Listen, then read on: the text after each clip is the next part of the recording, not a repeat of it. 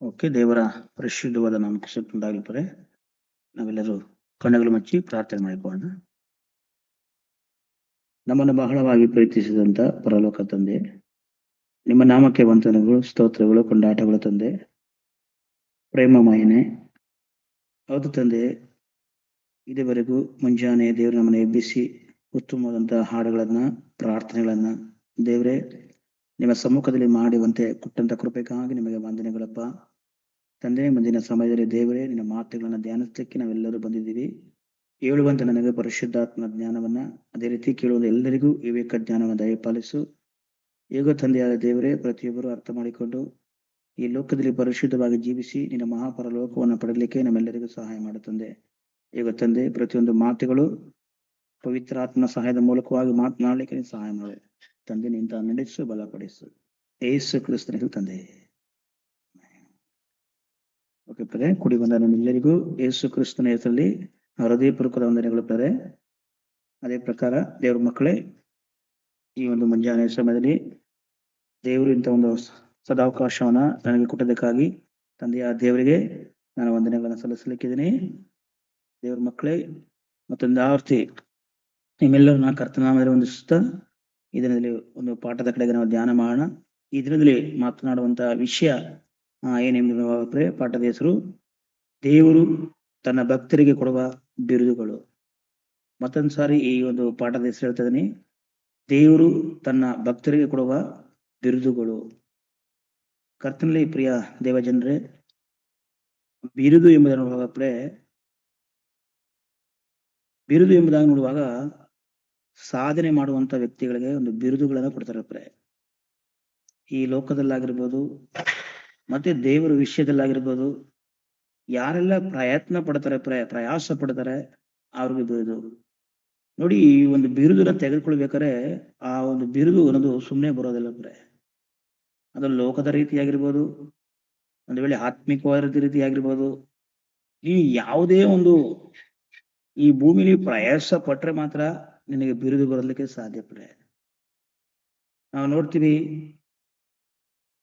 Cinema ಸ್ಟಾರ್ಗಳೆಲ್ಲ ನೋಡ್ತಿದ್ರೆ, ಈ ಲೋಕದಲ್ಲಿ ನೋಡುವಾಗ ಪ್ರಕಾರ ಸಿನಿಮಾ ಸ್ಟಾರ್ ನೋಡುವಾಗ ನಾವು ನೋಡ್ತೀವಿ ಅನೇಕ ಸ್ಟಾರ್ಗಳು ರವಿ ಸ್ಟಾರು, ಪವರ್ ಸ್ಟಾರು, ಮತ್ತೆ ಇವೆಲ್ಲ ಅವ್ರಿಗೆ ಬಿರುದುಗಳು ಚಾಲೆಂಜಿಂಗ್ ಸ್ಟಾರು, ಕರಾಟೆ ಕಿಂಗು, ಸಾಹಸ ಸಿಂಹ.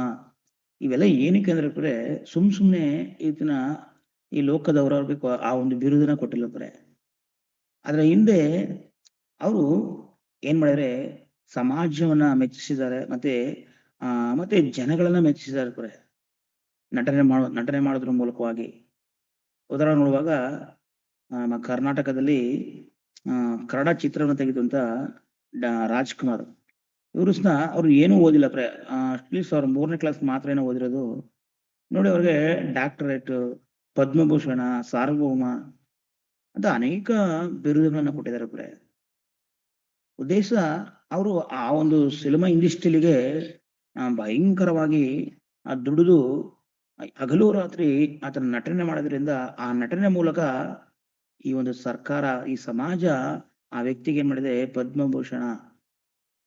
ನೋಡಿ, ಏನು ಓದದಂತ ವ್ಯಕ್ತಿ ಅದನ್ನ ನಟನೆಯ ಮೂಲಕವಾಗಿಯೇ ಏನ್ ಮಾಡಿದಾನೆ ಈ ಒಂದು ಭಾರತ ದೇಶದಲ್ಲಿ ಅದನ್ನ ಹೆಸರನ್ನು ನಾವು ನೋಡ್ತೀವಿ ರಾಜ್ಕುಮಾರ್ ಎಂಬುದಾಗ ಎಲ್ಲರಿಗೂ ಗೊತ್ತು. ಅದೇ ರೀತಿ ಆತನ ಮಗನಾದಂತ ಪವರ್ ಸ್ಟಾರ್ ಪುನೀತ್ ರಾಜ್ಕುಮಾರ್. ನಾನು ಯಾಕೆ ಹೇಳ್ತಾ ಇದ್ದೇನೆ ಈ ಲೋಕದಲ್ಲಿ ಅದು ಸುಮ್ಮನೆ ಬಿರುದುಗಳು ಬರೋದಿಲ್ಲ ಅನೇಕ ಸಮಯಗಳನ್ನ ತಗೊಳ್ತದೆ, ಅನೇಕ ಒಂದು ಒಳ್ಳೆಯ ಕೆಲಸವನ್ನ ತಗೊಳ್ತದೆ. ಅದು ಏನಾದ್ರು ಒಂದು ಸಾಧನೆ ಮಾಡುವಾಗ ಈ ರೀತಿಯಾದಂತಹ ಬಿರುದುಗಳನ್ನ ಈ ಲೋಕದ ಜನರಿಗೆ, ಈ ಒಂದು ಸರ್ಕಾರ ಆಗಿರ್ಬೋದು, ಈ ಸಮಾಜ ಆಗಿರ್ಬೋದು ನಾವು ಕೊಡೋದನ್ನ ನೋಡ್ತಿದ್ವಿ ಅದೇ ರೀತಿ ಸಾಹಸ ಸಿಂಹ, ಕರಾಟೆ ಕಿಂಗು, ಇವರೆಲ್ಲರೂ ಸಹ ಆದ್ರ ಹಿಂದೆ ಆ ಒಂದು ಪ್ರಯತ್ನಗಳನ್ನ ಮಾಡಲ್ಪಟ್ಟಿದ್ದಾರೆ ಅದೇ ರೀತಿ ನಾವು ನೋಡುವಾಗ ರಾಜಕೀಯ ವ್ಯಕ್ತಿಗಳು ನೋಡಿದ್ರೆ, ಸಮಾಜದಲ್ಲಿ ರಾಜಕೀಯ ವ್ಯಕ್ತಿಗಳು ಅವ್ರನ್ನೂ ಸಹ ನೋಡುವಾಗ ಅವರು ಸಾಧನೆ ಮಾಡುವಾಗ ಅವ್ರಿಗೂ ಸಹ ಕೆಲವು ಬಿರುದುಗಳನ್ನ ಕೊಡ್ತಾರೆ ಈಗ ನೋಡುವಾಗ ಮಾನ್ಯ ಸಿದ್ದರಾಮಯ್ಯ ಅವ್ರಿಗೆ ಏನಂತ ಹೇಳ್ತಂದ್ರೆ ಬಡವರ ಬಂಧು ಬಿರುದು, ಬಡವರ ಬಂಧು. ಯಾಕಂದ್ರೆ ಆತನು ಬಡವರಿಗೋಸ್ಕರ ಕೆಲವು ಯೋಜನೆಗಳನ್ನ ಅಕ್ಕಿ ಕೊಡುವಂಥದ್ದು, ಸ್ತ್ರೀಯರಿಗೆ ಹಣವನ್ನು ಕೊಡುವಂಥದ್ದು, ವರ್ಷ ಫ್ರೀ ಮಾಡುವಂಥದ್ದು. ಅವರ ಸರ್ಕಾರದಲ್ಲಿ ಈ ರೀತಿ ಜನರ ಸೇವೆ ಮಾಡೋದ್ರಿಂದ ಅವರು ಬಡವರ ಬಂಧು. ದೇವ್ರ ಮಕ್ಕಳು ಅದೇ ರೀತಿ ನಾವು ಆಟಗಳಲ್ಲಿ ನೋಡ್ತೀವಿ. ಆಟಗಳಲ್ಲಿ ನೋಡುವಾಗ ಸಚಿನ್ ತೆಂಡೂಲ್ಕರ್‌ನನ್ನ ನೋಡ್ತೀವಿ. ಆತನು ಏನ್ ಹೇಳ್ತಾರೆ, ಕ್ರಿಕೆಟ್ ದೇವರು ಎಂಬುದಾಗಿ.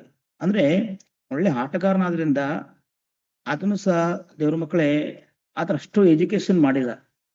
ಆತನು ತನ್ನ ಆಟದಲ್ಲೇ ಹಗಲು ರಾತ್ರಿ ಪ್ರಯಾಸ ಪಟ್ಟು ದೇಶಕ್ಕೆ ಒಳ್ಳೆ ಹೆಸರನ್ನ ತರಬೇಕು, ಕೀರ್ತಿ ತರಬೇಕಂತ ಆತನು ತನ್ನ ಆಟದಲ್ಲೇ ಪ್ರಯತ್ನ ಪಟ್ಟಿದ್ದರಿಂದ ಆತನಿಗೆ ಕ್ರಿಕೆಟ್ ದೇವರು ಎಂಬುದಾಗಿ ಹೇಳ್ತಾರೆ ಪ್ರೇ.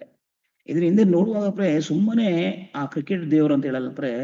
ಯಾಕಂದ್ರೆ ಒಂದು ಉತ್ತಮವಾದಂತ ಸ್ಥಾನಕ್ಕೆ ಹೋದಾಗ, ಉತ್ತಮವಾದ ರೀತಿಯಲ್ಲಿ ನಾವು ಆಟ ಆಡುವಾಗ, ಈ ಒಂದು ಪ್ರಯತ್ನವನ್ನ ಮಾಡಿದಾಗ ಆತನಿಗೆ ಬಿರುದನ್ನ ಕೊಡ್ಲಿಕ್ಕೆ ಸಾಧ್ಯ. ಅದೇ ರೀತಿ ನಾವು ರಾಜರುಗಳನ್ನ ನೋಡ್ತೀವಿ ಕಿಂಗ್. ಈ ರಾಜರುಗಳ ಕಾಲದಲ್ಲಿ ನೋಡುವಾಗ ನಮ್ಮ ಒಂದು ಮೈಸೂರಿನ ಹುಲಿ ಅಂತ ಹೇಳ್ತಾರೆ ಯಾರಿಗೆ, ಟಿಪ್ಪುಗೆ. ಆತನ ಒಂದು ಇತಿಹಾಸ ನೋಡುವಾಗ ಆತನು ಭಯಂಕರವಾದಂತ ರೀತಿಯಲ್ಲಿ ರಾಜ್ಯಭಾರವನ್ನ ಆತನ ಮಾಡೋದಕ್ಕೋಸ್ಕರ ಮೈಸೂರಿನ ಹುಲಿ ಎಂಬುದಾಗಿ ಒಂದು ಬಿರುದನ್ನ ಕೊಡ್ತಾರೆ. ಮತ್ತೆ ಅದೇ ರೀತಿ ನೋಡಿದ್ದೇವ್ರ ಮಕ್ಕಳೇ, ನಮ್ಮ ಸೇವಕರ ವಿಷಯದಲ್ಲೂ ಸಹ, ಒಂದು ಸೇವೆ ಮಾಡುವಂತ ಸೇವಕರ ವಿಷಯದಲ್ಲೂ ಸಹ ಏನ್ ಹೇಳ್ತಾರೆ, ಕೆಲವು ಬಿರುದುಗಳನ್ನ ಕೊಡ್ತಾರೆ.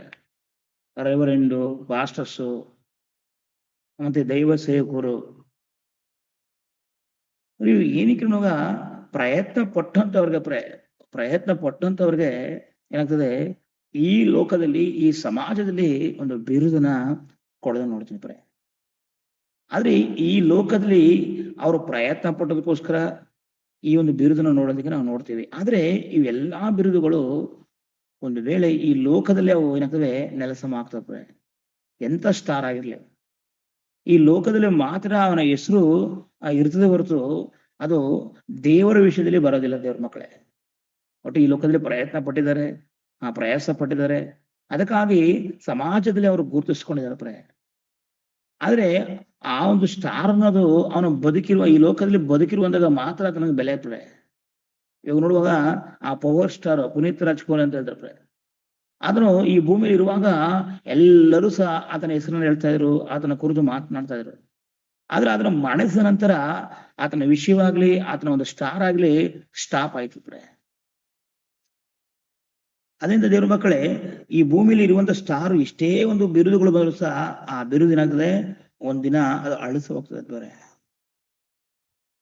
ಈಗ ನೋಡುವಾಗ ಮಹಾತ್ಮ ಗಾಂಧಿ, ಅವ್ರ ಹೆಸರು ಗಾಂಧೀಜಿ ಅಂತ ಆದ್ರೆ ಮಹಾತ್ಮ ಗಾಂಧೀಜಿ ಅಂತ ಹೇಳ್ತಾರೆ. ಅಂದ್ರೆ ಆತನು ಈ ಒಂದು ಭಾರತ ದೇಶಕ್ಕೆ ಸ್ವತಂತ್ರ ತರುವಾಗ ಆತನ ಪಾತ್ರ ಎಷ್ಟೋ ಇದೆ.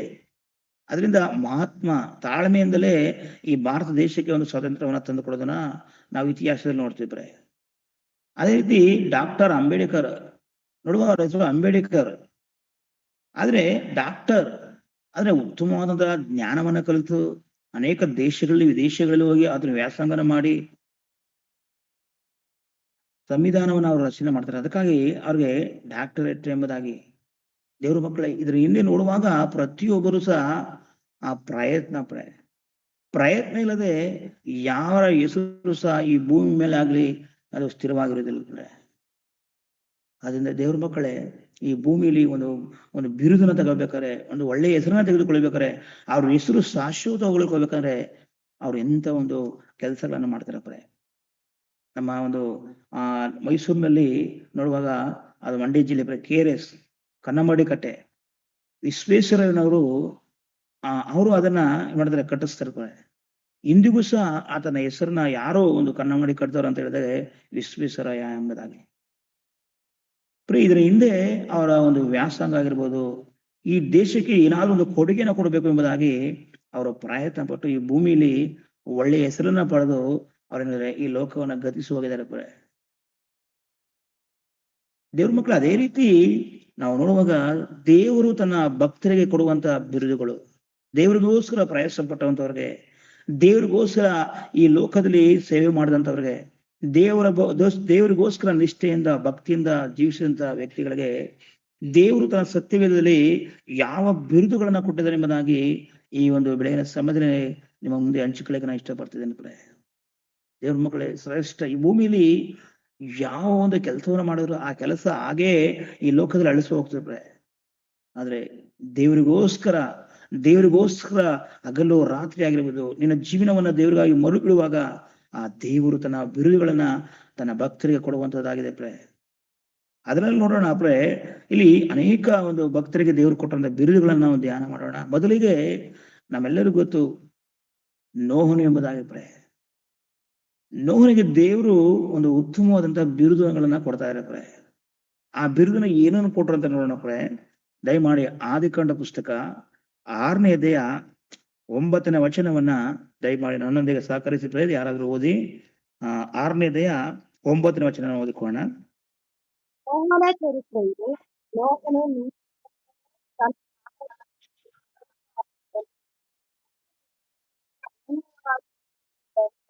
ಸಾಕು ಪ್ರೇ, ಸಾಕು. Thanks sister. ಇಲ್ಲಿ ದೇವರು ನೋಹನ ಕುರಿತು ಹೇಳ್ತಿದ್ದಾರೆ ಪ್ರೇ. ನೋಹನ ಒಂದು ಏನಂತ ಹೇಳಿದ್ರೆ ನೀತಿವಂತನಂತ ಬಿರುದು ಕೊಡ್ತಾ ಇದಾರೆ ಪ್ರೇ. ನೀತಿವಂತನಂದ್ರೆ ಪ್ರೇ ಅವನು ಒಳ್ಳೆ ವ್ಯಕ್ತಿ ಎಂಬುದಾಗಿ ಪ್ರೇ. ನೋಡಿ, ದೇವರು ಹೇಳುವಂತ ಮಾತು ಪ್ರೇ, ದೇವರು ಕೊಡುವಂತ ಬಿರುದು ಪ್ರೇ. ಏನಕ್ಕೆ ಅಂದ ಕಾಲದಲ್ಲಿ ಕ್ರಿಸ್ತ ಪೂರ್ವದಲ್ಲಿ ಈ ಭೂಮಿಯನ್ನ ದೇವರು ನೋಡುವಾಗ ಈ ಭೂಮಿಲಿ ಪ್ರತಿಯೊಬ್ಬ ಮಾನವನು ತನ್ನ ನಡತೆಯನ್ನ ಕೆಡಿಸ್ಕೊಂಡಿದಂತೆ ಪ್ರೇ.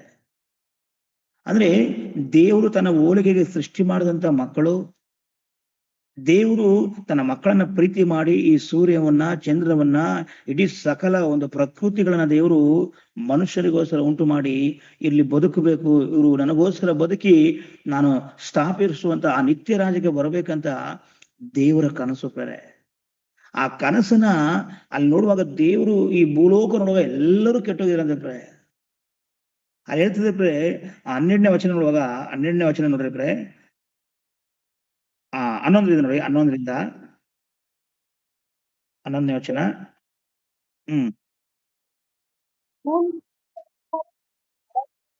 ನಾನೇ ಹೇಳ್ತೀನಿ, ಅದು ವಾಯ್ಸ್ ಸರಿಯಾಗಿ ಗೊತ್ತಲ್ಲ. ನೋಡಿ ಪ್ರೇ, ಇಲ್ಲಿ ಭೂಲೋಕದವರು ದೇವರ ದೃಷ್ಟಿಗೆ ಕೆಟ್ಟು ಹೋಗಿದರು, ಅನ್ಯಾಯವು ಲೋಕವನ್ನು ತುಂಬಿಕೊಂಡಿತು, ದೇವರು ಲೋಕವನ್ನು ನೋಡಿದಾಗ ಅದು ಕೆಟ್ಟು ಹೋಗಿತು, ಭೂಮಿ ವಾಸಿಗಳೆಲ್ಲರೂ ತಮ್ಮ ನಡವಳಿಕೆಯನ್ನು ಕೆಡಿಸಿಕೊಂಡಿದರು. ಇಲ್ಲಿ ಪ್ರತಿಯೊಬ್ಬ ಮಾನವ ನರಪ್ರಾಣಿ ಏನ್ ಮಾಡ್ತಿದ್ದಾನೆ, ತನ್ನ ನಡವಳಿಕೆನ ಕ್ಯಾರೆಕ್ಟರ್ಗಳನ್ನ ಕೆಡಿಸ್ಕೊಂಡಿದ್ದಾನೆ ಪ್ರೇ. ಅನ್ಯಾಯವು ತುಂಬಿ ತುಳುಕ್ತಾ ಇದೆ ಅಂದ್ರೆ ಪ್ರೇ. ಯಾವಾಗಂದ್ರೆ ನೋಹನ ಕಾಲದಲ್ಲಿ, ಕ್ರಿಸ್ತ ಪೂರ್ವದಲ್ಲಿ ಪ್ರೇ. ಇಂಥವರ ಮಧ್ಯದಲ್ಲಿ ದೇವರು ನೊಂದುಕೊಳ್ತಾನೆ. ಅಂತವರ ಮಧ್ಯದಲ್ಲಿ ಒಬ್ಬ ವ್ಯಕ್ತಿಯನ್ನು ಅವನು ನೋಹನ ಪ್ರೇ. ಯಾವ ರೀತಿ ಕೆರೆಯಲ್ಲಿ ಈ ತಾವರೆ ಎಲೆ ಇರ್ತದೆ ಪ್ರೇ, ಎಷ್ಟು ನೀರು ಇರುತ್ತ ಆ ತಾವರೆ ಎಲೆ ನೀರನ್ನ ತೆಗೆದುಕೊಳ್ಳೋದಿಲ್ಲ, ಅದೇ ರೀತಿ ಅಷ್ಟೊಂದು ಪರಿಶುದ್ಧವಾಗಿ ಅವನು ಜೀವಿಸ್ತಾ ಇದ್ದಾನೆ. ಯಾವ ರೀತಿ ಸಮುದ್ರದ ನೀರೆಲ್ಲ ಉಪ್ಪಾಗಿರು ಸಹ ಅಲ್ಲಿರುವಂತ ಮೀನುಗಳು ಉಪ್ಪಾಗಿರೋದಿಲ್ಲ, ಅದೇ ರೀತಿ ಇಲ್ಲಿ ನೋಹನು ಏನ್ ಮಾಡ್ತಾನೆ ಅಂತ ಪ್ರೇ, ಅಲ್ಲಿ ದೇವರಿಗೆ ಭಯಭಕ್ತಿಯಿಂದ ಜೀವಿಸ್ತದಂತೆ ದೇವ್ರ ಮಕ್ಕಳೇ. ನೋಡಿ, ನೋಹನ ದೇವರು ನೀತಿವಂತ ಅನ್ಬೇಕಾರೆ ಅಷ್ಟು ಸುಲಭದ ಕಾರ್ಯ ಅಲ್ಲ ಪ್ರೇ. ಆದ್ರೆ ಹಿಂದೆ ನೋಹನ ಒಂದು ಗುಣಗಳಾಗಿರ್ಬೋದು, ನೋಹನ ಭಕ್ತಿ ಆಗಿರ್ಬೋದು, ಅದು ದೇವರನ್ನ ಮುಟ್ಟುವಂತದ್ದಾಗಿದೆ. ಅದಕ್ಕೆ ಇಲ್ಲಿ ನೋಹನ ಚರಿತ್ರೆ, ನೋಹನು ನೀತಿವಂತನು, ತನ್ನ ಕಾಲದಲ್ಲಿ ತಪ್ಪಿಲ್ಲದವನು ಆಗಿದನು. ಅನೇಕ ಸಂದರ್ಭದಲ್ಲಿ ನೋಡುವಾಗ ಪ್ರೇ ಮನುಷ್ಯನು ತಪ್ಪು ಮಾಡೋದನ್ನೇ ನೋಡ್ತಾ ಇದ್ದಾನೆ ಪ್ರೇ. ಅವನ ಮಾತಿನಲ್ಲಾಗಿರ್ಬೋದು, ಅವನ ನಡತೆಯಲ್ಲಾಗಿರ್ಬೋದು, ಅವನ ಒಂದು ವೈಯಕ್ತಿಕವಾದ ಜೀವಿತದಲ್ಲಾಗಿರ್ಬೋದು ಪ್ರೇ, ಅದನ್ನ ತಪ್ಪು ಮಾಡೋದಕ್ಕೆ ನೋಡ್ತಾ ಇರ್ತಾನೆ ಪ್ರೇ. ಆದ್ರೆ ನೋಹನು ಇಲ್ಲಿ ಹೇಳ್ತದೆ, ದೇವರಿಗೆ ಏನ್ ಮಾಡಿದಂತೆ, ಅದನ್ನು ದೇವರ ದೃಷ್ಟಿಯಲ್ಲಿ ತಪ್ಪಿಲ್ಲದವನಾಗಿದಂತೆ ದೇವರ ದೃಷ್ಟಿಯಲ್ಲಿ ಕೂಡ. ಆದ್ರೆ ಅವನಲ್ಲಿ ಯಾವ ರೀತಿ ದೇವರ ಮೇಲೆ ಹಂಬಲ, ದೇವರ ಮೇಲೆ ಎಷ್ಟೊಂದು ಭಕ್ತಿಯನ್ನ ನಾವು ಆಲೋಚಿಸಬೇಕಾಗ್ತದೆ ದೇವ್ರ ಮಕ್ಕಳೇ. ನೋಡಿ, ಈ ಒಂದು ಭಕ್ತಿ ಬರ್ಬೇಕಾರೆ, ಈ ನೀತಿವಂತಿಕೆ ಬರ್ಬೇಕಾರೆ ಅವನೇನ್ ಮಾಡ್ತಾನೆ ಪ್ರೇ, ಅವನು ದೇವರೊಂದಿಗೆ ಅನನ್ಯವಾಗಿ ನಡೆದುಕೊಂಡನು. ಅಂದ್ರೆ ಅವನು ದೇವರ ವಾಕ್ಯದಲ್ಲಿ ಬೆಳೀತಾ ಇದ್ದಂತೆ ಪ್ರೇ, ದೇವರ ಸಮ್ಮುಖದಲ್ಲಿ ಯಾವಾಗ್ಲೂ ಇರೋದಕ್ಕೆ ಪ್ರಯತ್ನ ಪಡ್ತಾ ಇದ್ದಂತೆ. ನನ್ ಪ್ರಿಯ ದೇವ್ರ ಜನರೇ, ಹೌದು, ನಾವು ಯಾರೆಲ್ಲ ದೇವರಿಗೋಸ್ಕರ ಪ್ರಯತ್ನ ಪಡ್ತಾ ಇದೀವಿ, ಅದು ಪ್ರಾರ್ಥನೆ ವಿಷಯ ಆಗಿರ್ಬೋದು, ಒಂದ್ ವೇಳೆ ದೇವರ ವಾಕ್ಯದ ವಿಷಯವಾಗಿರ್ಬೋದು, ಸೇವೆ ಮಾಡೋದ್ರ ವಿಷಯವಾಗಿರ್ಬೋದು, ನಾವು ದೇವರೊಂದಿಗೆ ನಡೆಯುವಾಗ ಪಾಪ ಮಾಡ್ಲಿಕ್ಕೆ ಅವಕಾಶ ಇರೋದಿಲ್ಲ ದೇವ್ರ ಮಕ್ಕಳೇ. ಯಾಕಂದ್ರೆ ಆ ಒಂದು ಭಕ್ತನ ಹಂಬಲ ಒಂದೇ ಒಂದು, ನಾನು ದೇವರನ್ನ ಮೆಚ್ಚಿಸ್ಬೇಕು ಮತ್ತು ಅನೇಕರಿಗೆ ದೇವರನ್ನ ಕುರಿತು ತಿಳಿಸಬೇಕು. ಹೌದು, ದೇವರ ರಾಜ್ಯವನ್ನ ಕಟ್ಟಬೇಕು, ಅನೇಕರನ್ನ ಪರಲೋಕ ರಾಜ್ಯದ ಕಡ್ಕೊಂಡು ಹೋಗ್ಬೇಕು, ಆತ್ಮಗಳ ಗೆಲ್ಲಬೇಕಂತ ಒಂದು ಬಯಕೆ ಇರ್ತದೆ ಹೊರತು ಆತನು ಈ ಲೋಕದಲ್ಲಿ ಅವನು ಪಾಪವನ್ನು ಮಾಡ್ಬೇಕಾದಕ್ಕೆ ಇಷ್ಟಪಡುದಿಲ್ಲ. ಇಲ್ಲಿ ನೋಹನು ಅದೇ ರೀತಿ ಸುಮಾರು 120 ವರ್ಷಗಳ ಕಾಲ ಆ ನಾವಿನ ಕಟ್ಟಿದ್ದಾನೆ ಪ್ರೆ. ದೇವರು ಹೇಳಿದ ಮೇರೆಗೆ ಅದನ್ನ ಕಟ್ತಾ ಇದ್ದಾನೆ, ನಾವೇನ ಕಟ್ತಾ ಇದ್ದಾನೆ ಮತ್ತು ದೇವರ ಆಶೆಯನ್ನು ಪೂರೈಸ್ತಾ ಇದ್ದಾನೆ. ಅದಕ್ಕೆ ದೇವರು ಮತ್ತೊಂದ್ ಸಾರಿ ಹೇಳ್ತಾರೆ ಪ್ರೆ 7ನೇ ವಚನದಲ್ಲಿ 7ನೇದೆಯ 1ನೇ ವಚನದಲ್ಲಿ ನೋಡ್ರಿ ಪ್ರೆ, ಆಗ ಯೆಹೋವನು ನೋಹನಿಗೆ, ನೀನು ನಿನ್ನ ಮನೆಯವರು ನಾವೆನ್ನೇ ಸೇರಿರಿ, ಈಗಿನ ಕಾಲದಲ್ಲಿ ನೀನೊಬ್ಬನೇ ನನ್ನ ಮುಂದೆ ನೀತಿವಂತನಾಗಿ ನಡೆದುಕೊಂಡು ನೋಡಿದ್ದೇನೆ. ಇಲ್ಲೂ ಸಹ ಅಲ್ಲಿ ತಂದೆಯ ದೇವರು ಹೇಳ್ತಾ ಇದ್ದಾರೆ ಪ್ರೆ, ಈಗಿನ ಕಾಲದಲ್ಲಿ ನೀನು ಒಬ್ಬನೇ ನೀತಿವಂತನ ನೋಡ್ತಾ ಇದ್ದೀನಿ. ಎಷ್ಟು ಅದ್ಭುತ ಪ್ರೇರೆ. ಅನೇಕ ಸಮಯದಲ್ಲಿ ಬೈಬಲ್ ಓದುವಾಗ ನೋಹನ ಚರಿತ್ರೆ ಅಂತ ಓದ್ಬಿಡ್ತೀವಿ. ಆದ್ರೆ ನೋಹನ ಜೀವಿತವನ್ನು ನೋಡುವಾಗ ಎಷ್ಟು ಒಂದು ಪ್ರಯತ್ನ ಪಟ್ಟಿದ್ದಾನೆ. ಒಂದು ಮನೆಯನ್ನ ಕಟ್ಟುವಾಗ ಎಷ್ಟು ಕಷ್ಟ.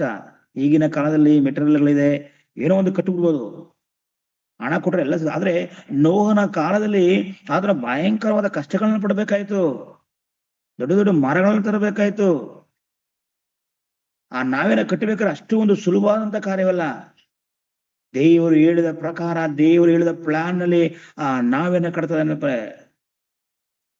ನಾವೇನ ಕಟ್ಟುವಾಗ ಅನೇಕರಿಗೆ ಹೇಳ್ತಾ ಇದ್ದಾನೆ, ದೇವರ ಕಡೆಗೆ ನೀವು ತಿರುಗಿಕೊಳ್ರಿ, ಮನಶಾಂತರ ಹೊಂದಿಕೊಳ್ಳ್ರಿ. ಭೂಮಿ ಮೇಲೆ 40 ದಿನ ಮಳೆ ಬರ್ತದೆ, ಹಗಲು ರಾತ್ರಿ. ದೇವರು ಈ ಲೋಕವನ್ನು ನಾಶ ಮಾಡ್ತಾನೆ, ಜನರನ್ನ. ಯಾರಿಗೂ ಚಿಂತೆ ಇಲ್ಲ ಪ್ರೆ. ಅನ್ಯಾಯವು ತುಳುಕುತ್ತಿದೆ ಪ್ರೆ. ಭೂಲೋಕ ಎಲ್ಲರೂ ನಡವಳಿಕೆನ ಕೆಡಿಸಿಕೊಂಡಿದ್ರು. ಇವತ್ತು ಸಹ ಈ ಭೂಮಿ ಮೇಲೆ ಪ್ರತಿಯೊಬ್ಬ ಮನುಷ್ಯನ ನಡವಳಿಕೆನ ಕೆಡಿಸ್ಕೊಂಡಿದ್ದಾನೆ ಪ್ರೆ. ದೇವರ ಮಕ್ಕಳು ಯಾರು ದೇವರ ವಿಷಯದಲ್ಲಿ ಅನನ್ಯವಾಗಿ ನಡೀತಾನೋ, ದೇವರು ಆತನ ನೀತಿವಂತನೆಂಬುದಾಗಿ ಕರೆಯಲ್ಪಡ್ತಾನೆ ಪ್ರೆ. ಆತನ ನೋಹನ ರೀತಿಯಲ್ಲಿ ರಕ್ಷಿಸಲ್ಪಡ್ಲಿಕ್ಕಿದ್ದಾನೆ. ಇಡೀ ಜಗತ್ತು ಆತನ ಕಾಲದಲ್ಲಿ ನಾಶವಾಗುವಾಗ ದೇವರು ಆತನ ಕುಟುಂಬವನ್ನ ಕಾಪಾಡಿದಾನೆ ಅಂದ್ರೆ ಅದು ಸುಮ್ಮನೆ ಸಾಧಾರಣವಾದಲ್ಲ ಪ್ರೆ. ಇವತ್ತು ಬೆಳಿಗ್ಗೆ ನಾವು ಎದ್ದಿದ್ದೀವಿ ಅಂದ್ರೆ ಇವತ್ತು ಮುಂಜಾನೆ ಸಮಯ ದೇವರ ಮಾತುಗಳನ್ನ ಕೇಳ್ತಾ ಇದ್ರೆ ಅದು ಸಾಧಾರಣವಾದ ಕೆಲಸವಲ್ಲ. ದೇವರು ನನ್ನನ್ನು ಕುರಿತು ಅನೇಕ ಯೋಜನೆಗಳನ್ನು ದೇವರು ಇಟ್ಟುಕೊಂಡು ಈ ಭೂಮಿ ಮೇಲೆ ಅವನ ಕರ್ತಂದಿದ್ದಾನೆ.